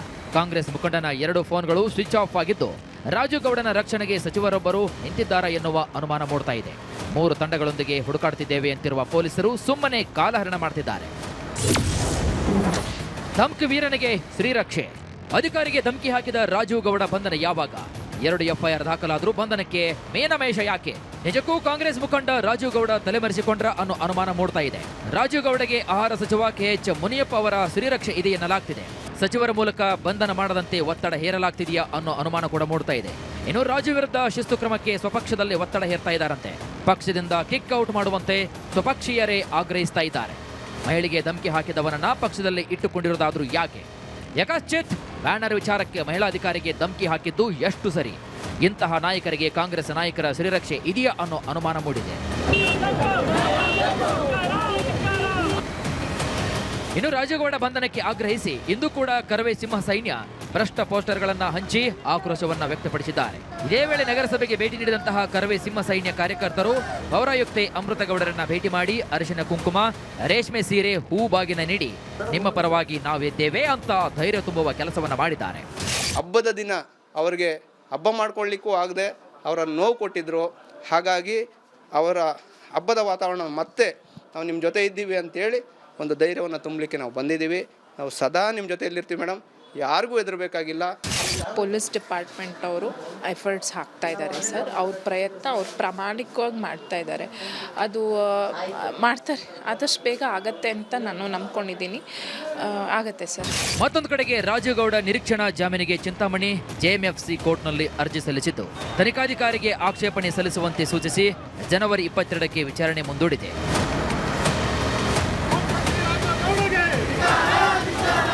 ಮಂಜುನಾಥ್ ದಿನ್ನೂರ್, ರಿಪಬ್ಲಿಕ್ ಕನ್ನಡ, ಚಿಕ್ಕಬಳ್ಳಾಪುರ. ಶಿಡ್ಲಘಟ್ಟ ಪೌರಾಯುಕ್ತೆ ಅಮೃತ ಗೌಡಗೆ ಧಮಕಿ ಹಾಕಿದಂಥ ಕಾಂಗ್ರೆಸ್ ಮುಖಂಡ ರಾಜೀವ್ ಗೌಡ ಅವತ್ತು ಧಮಕಿ ಹಾಕಬೇಕಾದ್ರೆ ಇದ್ದಂಥ ಗತ್ತು, ಆ ಜೋಶು ಈಗ ಯಾಕಿಲ್ಲ? ಬೆದರಿಕೆ ಹಾಕ್ಬಿಟ್ಟು ಕ್ಷಮೆ ಕೇಳಿ ಪರಾರಿ ಆಗೋದು ಅಷ್ಟೇನಾ? 2 ಎಫ್ಐಆರ್ ಆದರೂ ಕೂಡ ಯಾಕಿನ್ನೂ ಅರೆಸ್ಟ್ ಮಾಡಿಲ್ಲ ಪೊಲೀಸ್ನವರು? ಅಲ್ಲ, ಪೊಲೀಸ್ ಇಲಾಖೆಯವ್ರಿಗೆ ಈ ರಾಜೀವ್ ಗೌಡನ ಅರೆಸ್ಟ್ ಮಾಡೋದು ಅಷ್ಟೊಂದು ದೊಡ್ಡ ಸವಾಲೇನ್ರಿ? ಯಾರಾದರೂ ನಂಬ್ತಾರ? ಎಂತೆಂಥ ಪುಡಾರಿಗಳನ್ನ ನೀವು ಭೇಟಿ ಆಡ್ತೀರಿ, ಇವ್ರು ಸಿಗ್ತಿಲ್ವಾ ನಿಮಗೆ? ಪೊಲೀಸರ ಮೇಲಿರೋ ನಂಬಿಕೆನ ಕಳ್ಕೊಬೇಡಿ ದಯವಿಟ್ಟು. ಗೊತ್ತಿದೆ ನಿಮ್ಮ ಮೇಲೆ ಒತ್ತಡ ಇದೆ, ಪಾಪ ನೀವೇನು ಮಾಡೋಕ್ಕಾಗತ್ತೆ? ನಮ್ಮ ಪೊಲೀಸ್ ಇಲಾಖೆ ಎಷ್ಟು ಸ್ಟ್ರಾಂಗ್ ಇದೆ, ಅವರ ತಾಕತ್ತೇನು ನಮಗೆ ಚೆನ್ನಾಗಿ ಗೊತ್ತು. ನಾನು 8 ವರ್ಷ ಕ್ರೈಮ್ ರಿಪೋರ್ಟಿಂಗ್ ಮಾಡಿದವನು. ಆದರೆ ಅವ್ರ ಮೇಲೆ ಯಾವ ಥರ ಒತ್ತಡ ಇರುತ್ತೆ ಅನ್ನೋದು ಕೂಡ ಚೆನ್ನಾಗಿ ಗೊತ್ತು. ಚಿಟ್ಕೆ ಹೊಡೆಯಷ್ಟು ಬೇಕಾದ್ರೆ ಅವ್ನು ಅರೆಸ್ಟ್ ಮಾಡ್ಕೊಂಬರ್ತಾರೆ. ಇವತ್ತು ಫ್ರೀ ಹ್ಯಾಂಡ್ ಕೊಡಿ, ನೀವು ಬೇಕಾದ್ರೆ ಕೊಡೋಕ್ಕೆ ತಾಕತ್ತು ಸರ್ಕಾರಕ್ಕಿರಬೇಕು, ಸರ್ಕಾರದಲ್ಲಿರುವಂಥ ಪ್ರತಿನಿಧಿಗಳಿಗಿರಬೇಕು. ಪ್ರಭಾವ ಬೀರೋದು ಯಾರ್ದೋ ಶಿಷ್ಯ, ನನ್ನ ಶಿಷ್ಯ ಬೇಡ ಇವೆಲ್ಲ ರೀ. ಒಬ್ಬ ಮಹಿಳಾ ಅಧಿಕಾರಿಗೆ ಆ ಥರ ಧಮಕಿ ಹಾಕಿದ್ದಾರೆ ಅಂತಂದರೆ ನೀವೇ ಕರೆದ್ಬಿಟ್ಟು ಹೋಗಿ ಸರೆಂಡರ್ ಆಗು ಅಂತ ಹೇಳಬೇಕು. ಅದು ಬಿಟ್ಟು ಸಮರ್ಥನೆ ಮಾಡ್ಕೊಳ್ಳೋದು, ಅಂಥ ಸ್ವಭಾವದವನಲ್ಲ ಅಂತ ಹೇಳೋದು, ಹಿಸ್ಟ್ರಿನೇ ಇದೆ ನಮ್ಮ ಹತ್ರ. ಕಡ್ಡಿಗಳು ಹಿಡ್ಕೊಂಡು ಹೊಡೆದಿದ್ದು ವಿಡಿಯೋ ವೈರಲ್ ಆಗಿದೆ, ಯಾರಿಗೂ ಗೊತ್ತಿಲ್ವಾ? ಸಂಬಂಧಿಕರಿಗೆ ಇವತ್ತು ಸಂಬಂಧಿಕರೇ ಬಾಯ್ ಬಂದಂಗೆ ಬೈತಾರೆ, ತುಬಕ್ಕಂತ ಉಗಿತಾರೆ. ಅಂಥವನ್ನ ಸಪೋರ್ಟ್ ಮಾಡ್ಕೊಂಡು ಕೂತಿದ್ದೀರಿ, ಅರೆಸ್ಟ್ ಮಾಡೋಕ್ಕೂ ಬಿಡ್ತಿಲ್ಲ ಪೊಲೀಸ್ನವ್ರಿಗೆ. ಸುಮ್ಮನೆ ನೋಡಿ, ನಾವು ಪೊಲೀಸ್ ಇಲಾಖೆಗೆ ಬೈಬೇಕಾಗುತ್ತೆ. ಎಫ್ಐಆರ್ ಆಗಿದೆ, 3 ದಿನ ಕಳೆದರೂ ಕೂಡ ಕೈ ನಾಯಕ ಸಿಗ್ತಾ ಇಲ್ಲ, ಕಾಣೋದಕ್ಕೆ ಸಿಗ್ತಾನೇ ಇಲ್ಲ. ಬೆಂಗಳೂರಿನಲ್ಲೇ ಇದ್ದರು. ಪೊಲೀಸ್ನವ್ರಿಗೆ ಈ ಕ್ಷಣ ಕೇಳ್ತೀನಿ, 9:04 ನಮ್ಮದೇನೋ ಹಸ್ತಕ್ಷೇಪ ಇಲ್ಲ, ಗೋ ಹೆಡ್ ಅಂತ ಹೇಳಿ ಯಾರು ಇವತ್ತು ಪ್ರಭಾವ ಏರ್ತಿದ್ದಾರಲ್ಲ ಅರ್ಧ ಗಂಟೆಯಲ್ಲಿ ಅವನ್ನ ಲಾಕಪ್ ಒಳಗಡೆ ಕುಂಡಿಸ್ತಾರೆ. ಕೈಗೆ ಕೋಳ ತೋರಿಸೋ ಕೆಪಾಸಿಟಿ ನಮ್ಮ ಪೊಲೀಸ್ನವ್ರಿಗಿದೆ. ಆದರೆ ಅವ್ರನ್ನ ಕೈಗೆ ಕೋಳ ತೋರಿಸುವಂಥ ಪೊಲೀಸ್ನವ್ರಿಗೆ ಕೈ ಕಟ್ಕೊಂಡು ಕೂತ್ಕೊಳ್ಳೋಂಗೆ ಮಾಡ್ಬಿಟ್ಟಿದ್ದೀವಿ. ವಿಧಿ ಇಲ್ಲ, ಜನ ಪೊಲೀಸ್ನವ್ರಿಗೆ ಬೈಕೋಬೇಕು. ಪಾಪ ಜನಕ್ಕೆ ಗೊತ್ತಿಲ್ಲ ಪೊಲೀಸ್ನವ್ರನ್ನ ಕೈ ಕಟ್ಟಾಕಿ ಕುಣಿಸಿದ್ದಾರೆ ಅಂತೇಳಿ. ಬಾಯಿ ಮುಚ್ಕೊಂಡು ಕುಣಿಸ್ಕೋಬೇಕಿದೆ ಪೊಲೀಸ್ನವ್ರು. ಶಿಡ್ಲಘಟ್ಟದಲ್ಲೂ ಇಲ್ಲ, ಬೆಂಗಳೂರು ಮನೆಯಲ್ಲೂ ಕೂಡ ಇಲ್ಲ. ಇಲ್ಲೇ ಎಲ್ಲೋ ಸುತ್ತಮುತ್ತಲು ಯಾರ್ದೋ ಮನೇಲಿ ಇರ್ತಾರೆ ಅಷ್ಟೇ, ಎಲ್ಲೂ ಇರಲ್ಲ, ಎಲ್ಲ ಗೊತ್ತಿದೆ.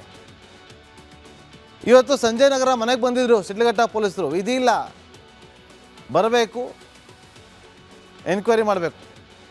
ನೋಡಿ, ರಾಜೀವ್ ಗೌಡ ಪತ್ನಿ ಸಹನಾ ಜೊತೆ ಫೋನ್ ಕಾಂಟ್ಯಾಕ್ಟಲ್ಲಿ ಇದ್ರಂತ. ಆದರೆ ಸಹನಾ ಅವರು ಪೊಲೀಸರ ಪ್ರಶ್ನೆಗೆ ಉತ್ತರವನ್ನೇ ಕೊಟ್ಟಿಲ್ಲ ನೆಟ್ಟಿಗೆ. ನೀವು ನನ್ನ ಗಂಡ ಮಾಡಿರೋ ಸರಿ ಇಲ್ಲ, ಕರ್ಕೊಂಡೋಗಿ ಒಳಗಾಕಿ ಅಂತ ಹೇಳಬೇಕು.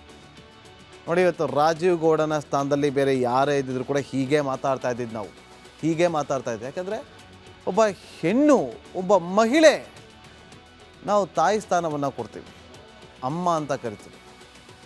ಅಂಥ ಅಧಿಕಾರಿಗೆ ನೀವು ಧಮಕಿ ಹಾಕಿ ಬೆಂಕಿ ಹಚ್ಚಿಬಿಡ್ತೀನಿ, ಚಪ್ಪಲಿ ಹೊಡಿಸ್ತೀನಿ ರೀ. ನೀವು ಬ್ರ್ಯಾಂಡೆಡ್ ಚಪ್ಪಲಿನೇ ಹಾಕ್ಕೋಬೋದು, ಆ ಚಪ್ಪಲಿ ನೀವು ಕಾಲಿಗೆ ಹಾಕೋದು, ತಲೆ ಮೇಲೆ ಇಟ್ಕೊಳ್ಳಲ್ಲ. ಒಬ್ಬ ಅಧಿಕಾರಿಗೆ ಹಿಂಗೆ ಬಾಯಿಗೆ ಬಂದಾಗ ಮಾತಾಡ್ತಿರಲ್ಲ. ನಾಳೆಗೆ ಫಸ್ಟ್ ತಿಕ್ಕೋಬೇಕು ನೀವು ಚೆನ್ನಾಗಿ. ಮೊಬೈಲ್ ಬಳಸದೆ ಅಜ್ಞಾತ ಸ್ಥಳಕ್ಕೆ ಹೋಗಿದ್ದಾನಂತೆ ರಾಜೀವ್ ಗೌಡ. ಕೇವಲ ಆತ್ಮೀಯರಿಗೆ ಕರೆ ಮಾಡಿರುವಂಥ ರಾಜೀವ್ ಗೌಡ. ಎಲ್ಲರೂ ರೆಡಿಯಾಗಿರಿ, ನಾಳೆ ಏನಾದ್ರು ಎಡವಟ್ಟಾಯ್ತಂದ್ರೆ ಅಷ್ಟೂ ಜನ ಹೋಗ್ತೀರಿ. ಎಲ್ಲನ್ನು ಅರೆಸ್ಟ್ ಮಾಡಿಬಿಡ್ತಾರೋ ಅಂತ ಹೇಳಿ ನಿರೀಕ್ಷಣಾ ಜಾಮೀನು ಅರ್ಜಿಗೆ ಸಲ್ಲಿಕೆ ಆಗಿದೆ. ಇವತ್ತು ವಿಚಾರಣೆ ಕೂಡ ನಡೀತು ಕೋರ್ಟಲ್ಲಿ. 22ನೇ ತಾರೀಕು ಮುಂದೂಡಿಕೆ ಆಗಿದೆ. ಅಲ್ಲಿವರೆಗೂ ಪಾಪ ಪೊಲೀಸ್ನವರು ಅವನೆಲ್ಲಿರ್ತಾನೆ ಅಂತ ಗೊತ್ತು, ಅರೆಸ್ಟ್ ಮಾಡಲ್ಲ, ಮಾಡೋಕ್ಕಾಗೋದು ಇಲ್ಲ. ಒಂದು ವೇಳೆ ಮಾಡಿಬಿಟ್ರೆ ಏನಾಗುತ್ತೆ ಗೊತ್ತಾ, ಹೇಳ್ತೀನಿ ಕೇಳಿ. ಒಂದು, ಅವ್ರನ್ನ ಸಸ್ಪೆಂಡ್ ಮಾಡ್ತಾರೆ, ಇಲ್ಲ ಟ್ರಾನ್ಸ್ಫರ್ ಟೈಮಲ್ಲಿ ಅವ್ರನ್ನ ಟಾರ್ಗೆಟ್ ಮಾಡ್ತಾರೆ, ಮಾನಸಿಕವಾಗಿ ಅವ್ರನ್ನ ಕುಗ್ಗಿಸ್ತಾರೆ. ಇಷ್ಟೇ ಆಗೋದು. ಇದು ನಮ್ಮ ಅವಸ್ಥೆ. ಬೇಜಾರಾಗುತ್ತೀವಲ್ಲ ನೋಡಿದ್ರೆ. ಮುಂದಿನ ಸುದ್ದಿ ಗಮನ ಕೊಡೋಣ. ರೇಣುಕಾಸ್ವಾಮಿ ಕೊಲೆ ಪ್ರಕರಣ ಸಂಬಂಧ ನಟ ದರ್ಶನ್, ಪವಿತ್ರ ಗೌಡ ಸೇರಿ ಎಲ್ಲ ಆರೋಪಿಗಳ ವಿರುದ್ಧ ಟ್ರಯಲ್ ಆರಂಭ ಆಗಿದೆ. ಟ್ರಯಲ್ ವೇಳೆ ರೇಣುಕಾಸ್ವಾಮಿ ತಾಯಿ ರತ್ನಪ್ರಭಾ ಅವರನ್ನ ಪ್ರತಿಕೂಲ ಸಾಕ್ಷಿಯಾಗಿ ಪರಿಗಣಿಸುವಂತೆ ಪ್ರಾಸಿಕ್ಯೂಷನ್ ಮನವಿಯನ್ನ ಮಾಡಿದ್ರು. ಆದರೆ ಅರ್ಜಿಯನ್ನು ನ್ಯಾಯಾಲಯ ತಿರಸ್ಕರಿಸಿದೆ.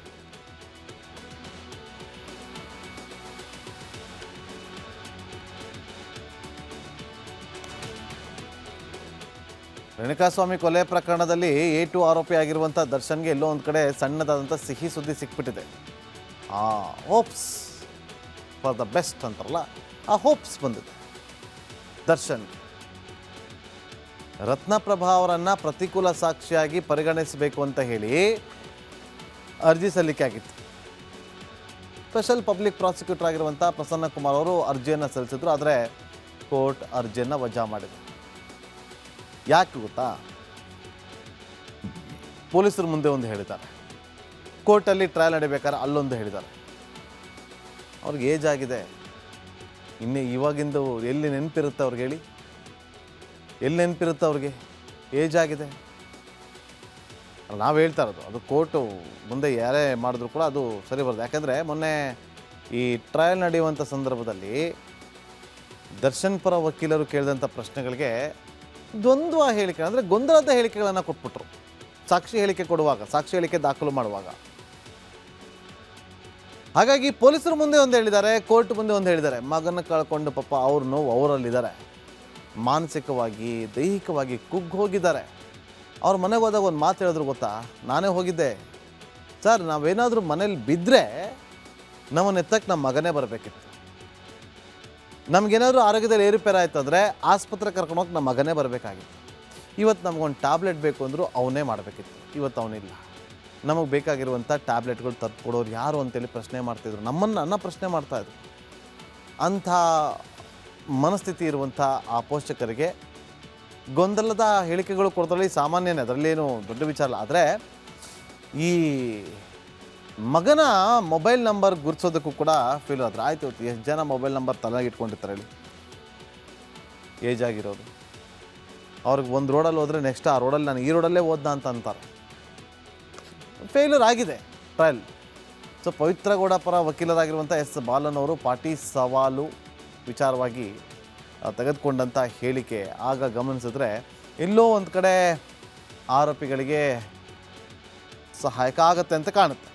ರತ್ನಪ್ರಭಾ ಅವರನ್ನು ಸಾಕ್ಷಿಯಾಗಿ ಪರಿಗಣನೆ ಮಾಡಬಹುದು, ಆದರೆ ಆರೋಪಿಗಳಿಗೆ ಶಿಕ್ಷೆ ಆಗುವಂತೆ ಸಾಕ್ಷಿಯನ್ನು ಅವರು ನುಡಿದಿಲ್ಲ. ಒಂದು ವೇಳೆ ಉಳಿದ ಸಾಕ್ಷಿಗಳು ಇದೇ ರೀತಿ ಗೊಂದಲಮಯವಾದಂಥ ಹೇಳಿಕೆಯನ್ನು ಕೊಟ್ಟುಬಿಟ್ರೆ ಮುಗೀತು ಕತೆ. ಏನು ನಾಳೆನೇ ಮುಗಿದೋಗುತ್ತೆ ಅಂತ ಅನ್ಕೊಳ್ಳೋಕೆ ಹೋಗ್ಬೇಡಿ. ಇನ್ನೂ ಇದ್ದಾರೆ, ಇನ್ನೂ ಇಬ್ಬರದೇ ಆಗಿರೋದು, ಇನ್ನೂರು ಜನರ ಮೇಲಿದ್ದಾರೆ ಸಾಕ್ಷಿಗಳು. ಅಷ್ಟು ಜನರದು ಆಗಬೇಕಲ್ಲ.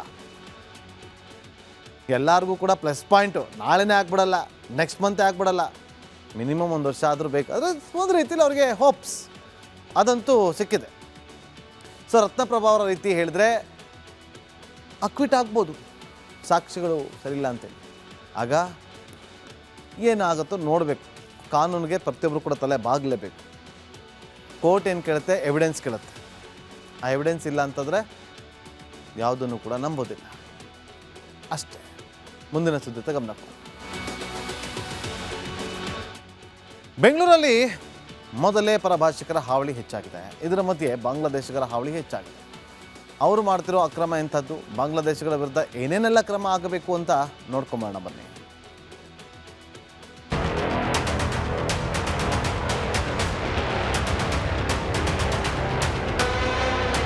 ಕರ್ನಾಟಕದಲ್ಲಿ ಎಲ್ಲಿ ನುಡಿದರೂ ಅಕ್ರಮ ಬಾಂಗ್ಲಾದೇಶಿಗಳ ಹಾವಳಿ ಜೋರಾಗಿದೆ.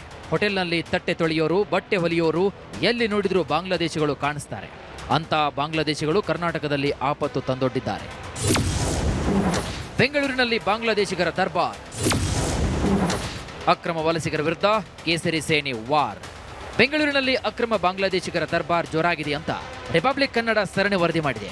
ಆ ವರದಿ ಬೆನ್ನಲ್ಲೇ ಬಾಂಗ್ಲಾದೇಶಿಗಳ ಒಳನುಸುಳುವಿಕೆಗೆ ಬ್ರೇಕ್ ಹಾಕಿ ಅಂತ ರೈಲ್ವೆ ಸಚಿವರಿಗೆ ಛಲವಾದಿ ನಾರಾಯಣಸ್ವಾಮಿ ಪತ್ರ ಬರೆದಿದ್ದಾರೆ. ಬಂಗಾಳ, ಈಶಾನ್ಯ ರಾಜ್ಯಗಳಿಂದ ಬರೋರ ಮೇಲೆ ನಿಗಾವನ್ನ ಇಡಿ. ರೈಲುಗಳ ಮೂಲಕವೇ ಅಕ್ರಮ ಬಾಂಗ್ಲಾದೇಶಿಗಳ ಸಂಚಾರ ಮಾಡ್ತಾ ಇದ್ದು ಅವರನ್ನ ಪತ್ತೆ ಹಚ್ಚಿ ಅಂತ ಮನವಿ ಮಾಡಿದ್ದಾರೆ. ರಾಜರೋಷವಾಗಿ ಕದ್ದ ವಿದ್ಯುತ್ ಬಳಕೆ.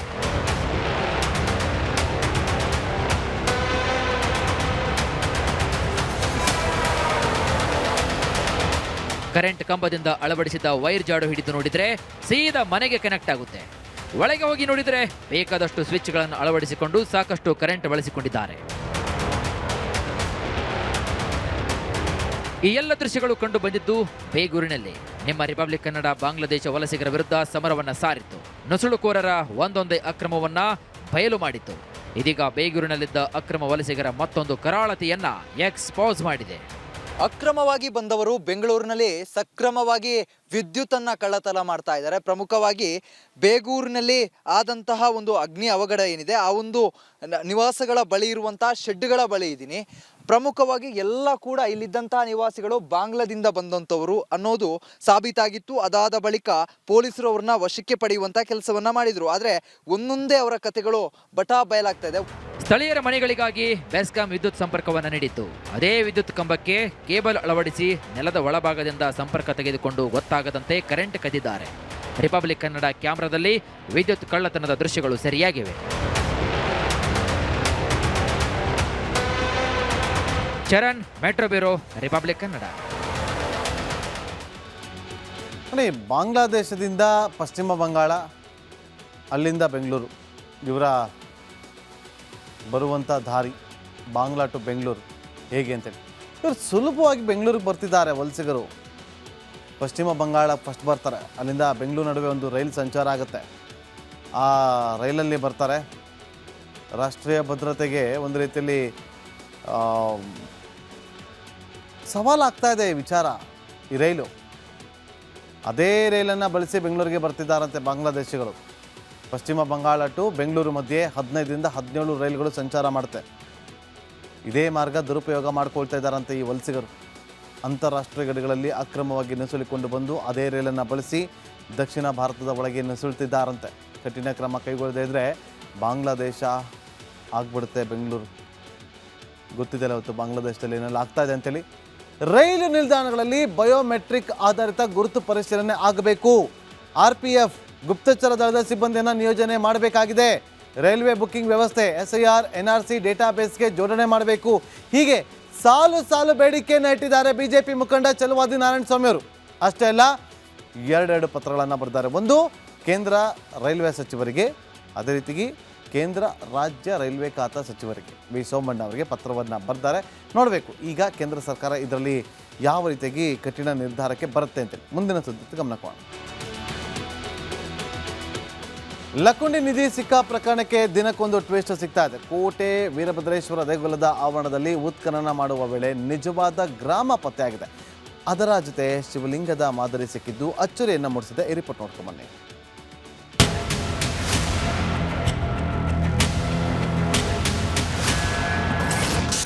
ಬಗೆದಷ್ಟು ಬಯಲಾಗ್ತಾ ಇದೆ ಲಕ್ಕುಂಡಿ ರಹಸ್ಯ. ಉತ್ಖನನ ವೇಳೆ ಶಿವಲಿಂಗ ಪೀಠದ ಮಾದರಿ ಪತ್ತೆ. ಐತಿಹಾಸಿಕ ಲಕ್ಕುಂಡಿಯಲ್ಲಿ ಚಿನ್ನ ಸಿಕ್ಕ ಪ್ರಕರಣಕ್ಕೆ ದಿನಕ್ಕೊಂದು ಟ್ವಿಸ್ಟ್ ಸಿಗ್ತಿದೆ. ಕೋಟೆ ವೀರಭದ್ರೇಶ್ವರ ದೇಗುಲದಲ್ಲಿ ಪುರಾತತ್ವ ಇಲಾಖೆಯ 2ನೇ ದಿನದ ಉತ್ಖನನ ಕಾರ್ಯ ಭರದಿಂದ ಸಾಗಿದೆ. 1.5 ಅಡಿ ಅಗಿತಾ ಇದ್ದಾಗೆ ಶಿವಲಿಂಗದ ಪೀಠದ ಮಾದರಿಯ ಅವಶೇಷ ಪತ್ತೆಯಾಗಿದೆ. ಉತ್ಖನನ ಕಾರ್ಯಕ್ಕೆ 38ರಿಂದ 40 ಸಿಬ್ಬಂದಿಗಳು ಮಾಡ್ತಾ ಇದ್ರು. ಆ ಸಮಯದಲ್ಲಿ ಈ ರೀತಿ ಒಂದು ಶಿವಲಿಂಗದ ಆಧಾರದ ರೀತಿಯಲ್ಲಿ, ಅಂದರೆ ಶಿವಲಿಂಗ ಯಾವ ರೀತಿ ಇರುತ್ತೆ ಆ ರೀತಿ ಇರುವಂಥದ್ದು ಒಂದು ಪ್ರಾಚ್ಯ ವಸ್ತು ಸಿಕ್ಕಿದೆ. ಇದು ಯಾವ ಕಾಲದ್ದು ಏನು ಅನ್ನೋದು ಕೂಡ ಆ ತನಿಖೆ ಮಾಡಬೇಕಾಗಿತ್ತೆ. ಸುಮಾರು 2 ಅಡಿಯಷ್ಟು ಮಾತ್ರ ಇವಾಗ ತಗ್ಗನ್ನು ತೆಗೆದಿದ್ದಾರೆ.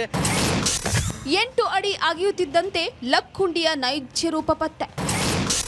ಮಣ್ಣಿನಡಿ ವಜ್ರ, ವೈಢೂರ್ಯ, ಚಿನ್ನ ಸಿಗುವ ನಿರೀಕ್ಷೆ.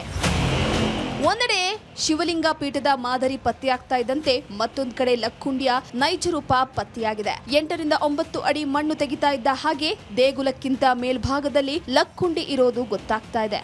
ಮೇಲ್ಭಾಗದಲ್ಲಿರುವಂಥ ಮಣ್ಣು ಈ ಕೆಳಗಡೆ ತೆಗಿತಾ ಹೋದಂತೆ ಉತ್ಖನನ ಮಾಡಲಾಗತ್ತೆ. ಇಲ್ಲಿ ಸುಮಾರು ಇವಾಗ 8ರಿಂದ 10 ಅಡಿಯಷ್ಟು ಮಣ್ಣು ಮೇಲ್ಗಡೆ ಹಾಕಿದ್ದಾರೆ. ಇದಾದ ನಂತರ ತಳಗಡೆ ನೈಜ ಲಕ್ಕುಂಡಿ ಪತ್ತೆ ಆಗುತ್ತೆ ಅಂತ ಹೇಳಿ ಈ ಮೆಟ್ಲುಗಳನ್ನು ನಾವು ನೋಡ್ತಾ ಇರ್ಬೋದು. ಇದು ನೈಜ ಲಕ್ಕುಂಡಿ. ಅಂದರೆ ಇವಾಗ ಹೊರಗಡೆ ಏನು ಉತ್ಖನನ ನಡೀತಾ ಇದೆ ಅದು ಬಹಳಷ್ಟು ಹೈಟಿಗೆ, ಅಂದರೆ 8ರಿಂದ 10 ಅಡಿಯಷ್ಟಿದೆ. ಈ ರೀತಿ ಮೆಟ್ಲುಗಳ ಕೂಡ ಅಲ್ಲಿ ಸಿಗಬಹುದು ಅಂಥೇಳಿ ಇದು ದೇವಸ್ಥಾನದ ಹೈಟು. ನೈಜ ಲಕ್ಕುಂಡಿ ಈ ಭಾಗದಲ್ಲಿ ಸಿಗುತ್ತೆ. ಇಲ್ಲಿ ನೋಡ್ತಾ ಇರ್ಬೋದು, ಇದೇ ಒಂದು ಕೋಟೆ ವೀರಭದ್ರೇಶ್ವರ ದೇವಸ್ಥಾನ. ಈ ದೇವಸ್ಥಾನ ಬಹಳಷ್ಟು ಆ ತಳಭಾಗದಲ್ಲಿದ್ದೇವೆ. ಇಲ್ಲಿ ನಾವು ಹಂಗೆ ಎಕ್ಸಾಂಪಲ್ ಆಗಿ ನೋಡ್ಬೋತಾ ಇರ್ಬೋದು. ಈ ಒಂದು ಭಾಗದಲ್ಲಿ ನೋಡ್ಬೋದು ಸಾಕಷ್ಟು ಮನೆಗಳಿದ್ದಾವೆ. ನಾವು ಈ ಒಂದು ಲಕ್ಕುಂಡಿ ನೈಜ ಲಕ್ಕುಂಡಿ ತಳಭಾಗದಲ್ಲಿದ್ದರೆ ಇದರ ಮೇಲ್ಗಡೆ ಮನೆಗಳನ್ನು ನಿರ್ಮಾಣ ಮಾಡಿಕೊಂಡಿದ್ದಾರೆ. ಇಡೀ ಲಕ್ಕುಂಡಿ ಗ್ರಾಮ 101 ಬಾವಿ, 101 ದೇಗುಲಗಳ ಮೇಲಿವೆ ಅಂತ ಹೇಳಲಾಗ್ತಿದೆ. ಮತ್ತಷ್ಟು ಅಡಿ ಆಳ ಉತ್ಖನನ ಮಾಡಿದ್ರೆ ವಜ್ರ, ವೈಢೂರ್ಯ, ಚಿನ್ನ ಸಿಗುವ ನಿರೀಕ್ಷೆ ಇದೆ. ಸುಮಾರು 7ರಿಂದ 8 ಫೂಟ್ ಲಕ್ಕುಂಡಿ ಹುಕ್ತಿಯಾಗಿದೆ. ಅದರ ಮೇಲೆ ನಾವು ಅನೇಕ ಮನೆಗಳನ್ನು ಕಟ್ಕೊಂಡಿವಿ. ಅನೇಕ ಜನರು ಹಿತ್ಲೆ ಎಲ್ಲ ಮಾಡ್ಕೊಂಡಿದ್ದಾರೆ. ಈಗ ಇದನ್ನೆಲ್ಲ ತಕ್ಕೊಂತ ಹೋದರೆ ಅದು ತಾನು ಮೊದಲ ಲಕ್ಕುಂಡಿ ಯಾವ ರೀತಿ ಇತ್ತು ಅನ್ನೋದು ತಾನಾಗಲಿ ಗೊತ್ತಾಗ್ತೈತಿ. ಈಗ ಉದಾಹರಣೆ ಅಂದರೆ ಇವೆ 2 ಮಾದರಿಯಾಗಿ ನಾವು ಹೇಳ್ಬೋದು. ಹೀಗೆ ಪ್ರತಿಯೊಂದು ದೇವಸ್ಥಾನ ಪಕ್ಕದಲ್ಲಿ ನೀವು ಇದನ್ನು ಉತ್ಖನನ ಮಾಡಿದರೆ ಅಲ್ಲಿ ಅದು ದಾರಿ ಹೊಂಡೆತ್ತೆ. ಹಾಗಾಗಿ ಲಕ್ಕುಂಡಿ ಪುರಾತನವಾಗಿರ್ತಕ್ಕಂಥವು 101 ಗುಡಿ ಎಲ್ಲೆಲ್ಲಿ ಅದಾವ ಅನ್ನೋದು ತಾವೇ ಹೊರಗಡೆ ಬರ್ತಾವ ಅನ್ನೋದು ನಮ್ಮ ಅಭಿಪ್ರಾಯ. ಆಂಜನೇಯ ದೇಗುಲದಲ್ಲಿ ದುರ್ಗಮ್ಮನ ಗೆಜ್ಜೆ ಶಬ್ದ. ಗೆಜ್ಜೆನಾದ ಕೇಳಲು ಸೇರಿದ ಸಾವಿರಾರು ಮಂದಿ.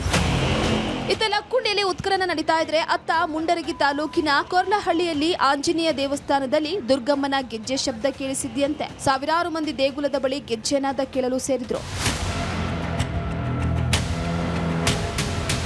ಮಂಜು ಪತ್, ರಿಪಬ್ಲಿಕ್ ಕನ್ನಡ, ಗದಗ. ಅಭಿಮಾನಿಗಳಿಗೆ, RCB ಅಭಿಮಾನಿಗಳಿಗೆ CM ಸಿದ್ದರಾಮಯ್ಯವರು ಅವರ ಸರ್ಕಾರ ಒಂದು ಗುಡ್ ನ್ಯೂಸ್ ಅನ್ನು ಕೊಟ್ಟಿದೆ. ಬೆಂಗಳೂರಿನ ಚಿನ್ನಸ್ವಾಮಿ ಕ್ರೀಡಾಂಗಣದಲ್ಲಿ ಪಂದ್ಯ ಆಯೋಜನೆಗೆ ಅನುಮತಿ ಕೊಟ್ಟಿದ್ದಾರೆ. ಆದರೆ ಚಿನ್ನಸ್ವಾಮಿ ಸ್ಟೇಡಿಯಂನಲ್ಲಿ ಕೇವಲ 5 ಪಂದ್ಯಗಳನ್ನು ಮಾತ್ರ ಆಡಬೇಕು ಅಂತೇಳಿ ಗೃಹ ಇಲಾಖೆ ತಿಳಿಸಿದೆ. ಇದರೊಂದಿಗೆ ಹಾಲಿ ಚಾಂಪಿಯನ್ RCB ಅಭಿಮಾನಿಗಳಿಗೆ ಸಿಹಿ ಸುದ್ದಿಯೊಂದು ಸಿಕ್ಕಂತಾಗಿದೆ. ಚಿನ್ನಸ್ವಾಮಿ ಸ್ಟೇಡಿಯಂನಲ್ಲಿ 5 ಪಂದ್ಯಗಳು ನಡೆಯುತ್ತೆ. 13ಕ್ಕೂ ಹೆಚ್ಚು ಜನ ಕಾಲ್ತುಳಿತದಲ್ಲಿ ಮೃತಪಟ್ಟು ಸಂಭ್ರಮಾಚರಣೆ ಸಂದರ್ಭದಲ್ಲಿ. ಹಾಗಾಗಿ ಇಲ್ಲಿ ಪಂದ್ಯಗಳು ನಡೀಬೇಕಾ ಬೇಡವಾ ಅನ್ನುವ ಚರ್ಚೆಗಳು ಶುರುವಾಗಿತ್ತು. ಈಗ ಮ್ಯಾಚ್ಗಳು ನಡೆಯುತ್ತೆ. ಆದರೆ 5 ಮ್ಯಾಚ್ ಮಾತ್ರ. ಅದಕ್ಕೊಂದಷ್ಟು ಕಂಡೀಷನ್ಸ್ಗಳಿದೆ. ಪೊಲೀಸರು ಒಂದಷ್ಟು ಬದಲಾವಣೆಗೂ ಕೂಡ ಸೂಚನೆ ಕೊಟ್ಟಿದ್ದಾರಂತೆ. ಭದ್ರತೆಗೆ ಸಂಬಂಧಪಟ್ಟಂತೆ ಪೊಲೀಸರಿಗೆ ಮಾರ್ಗಸೂಚಿಯನ್ನು ಕೊಡಲಾಗಿದೆ. ಅದನ್ನು ಸಿದ್ಧತೆಯನ್ನು ಕೂಡ ಮಾಡಿಕೊಂಡಿದ್ದಾರೆ. 33,000 ವೀಕ್ಷಕರ ಸಾಮರ್ಥ್ಯವನ್ನು ಹೊಂದಿರುವಂಥ ಈ ಕ್ರೀಡಾಂಗಣದಲ್ಲಿ ಪಾರ್ಕಿಂಗ್ ವ್ಯವಸ್ಥೆ, ಪಿಕಪ್ ಆ್ಯಂಡ್ ಡ್ರಾಪ್ ವ್ಯವಸ್ಥೆ ಕೂಡ ಮಾಡಿಕೊಳ್ಬೇಕು ಅಂತೇಳಿ ತಿಳಿಸಿದ್ದಾರೆ. ಪ್ರೇಕ್ಷಕರು ಕ್ಯೂವನ್ನು ನಿಲ್ಲುವುದಕ್ಕೂ ಕೂಡ ಪ್ರತ್ಯೇಕವಾದಂಥ ವ್ಯವಸ್ಥೆಯನ್ನು ಮಾಡಬೇಕು. ಯಾರು? ಪ್ರೇಕ್ಷಕರು, ಪೋಷಕರು. ಯೂತ್ ಸಪ್ರೇಟ್, ಪೋಷಕರು ಸಪ್ರೇಟ್. ಕಿರಿದಾದ ಗೇಟ್ಗಳನ್ನು ಕನಿಷ್ಠ 6 ಅಡಿ ಅಗಲದ ವಿಸ್ತರಣೆಯನ್ನು ಮಾಡಬೇಕು, ಜಾಗ ಇರಬೇಕು ಅಂತೇಳಿ ಒಂದು ಸೂಚನೆಯನ್ನು ಕೂಡ ಕೊಟ್ಟಿದ್ದಾರೆ. ಚಿನ್ನಸ್ವಾಮಿ ಕ್ರೀಡಾಂಗಣದ ಎಂಟ್ರಿ ಮತ್ತು ಎಕ್ಸಿಟ್ ಅದು ಈಸಿಯಾಗಿರಬೇಕು, ಸುಲಭಗೊಳಿಸಬೇಕು. ಮಹಿಳೆಯರು ಮತ್ತು ಮಕ್ಕಳ ಪ್ರವೇಶ, ಅವರ ನಿರ್ಗಮನಕ್ಕೆ ನೀಟಾಗಿ ವ್ಯವಸ್ಥೆಯನ್ನು ಮಾಡಬೇಕು ಅಂತಲೇ. ಅವತ್ತು ಸರಿಯಾದಂಥ ವ್ಯವಸ್ಥೆ ಇಲ್ಲದೇ 13 ಜನ ಮೃತಪಟ್ಟಿದ್ದು ಕಾಲು ತುಳಿತದಲ್ಲಿ. ಆ ಕಾಲು ತುಳಿತ ನಂತರ ಮ್ಯಾಚ್ ಇಲ್ಲಿ ಆಗೋದೇ ಬೇಡ ಅಂತೇಳಿ ಒಂದಷ್ಟು ಜನ ಚರ್ಚೆಗಳಿಗೆ ಮಾಡ್ತಾಯಿತ್ತು, ಅವರವರ ಅಭಿಪ್ರಾಯಗಳನ್ನು ಕೂಡ ವ್ಯಕ್ತಪಡಿಸ್ತಾ ಇದ್ರು. ಆದರೆ ರಾಜ್ಯ ಸರ್ಕಾರ, ಗೃಹ ಇಲಾಖೆ 5 ಮ್ಯಾಚನ್ನು ಮಾತನಾಡಿಸೋದಕ್ಕೆ ಅವಕಾಶವನ್ನು ಕೊಡೋ ಮೂಲಕ RCB ಅಭಿಮಾನಿಗಳಿಗೆ ಒಂದು ಗುಡ್ ನ್ಯೂಸನ್ನು ಕೊಟ್ಟಿದೆ. ಇದಾಗಿತ್ತು ಇವತ್ತಿನ ಕರ್ನಾಟಕ ಪ್ರೈಮ್ ಟೈಮ್. ನೋಡ್ತಾ ಇರಿ ರಿಪಬ್ಲಿಕ್ ಕನ್ನಡ, ಇದು ನಿಮ್ಮ ಧ್ವನಿ.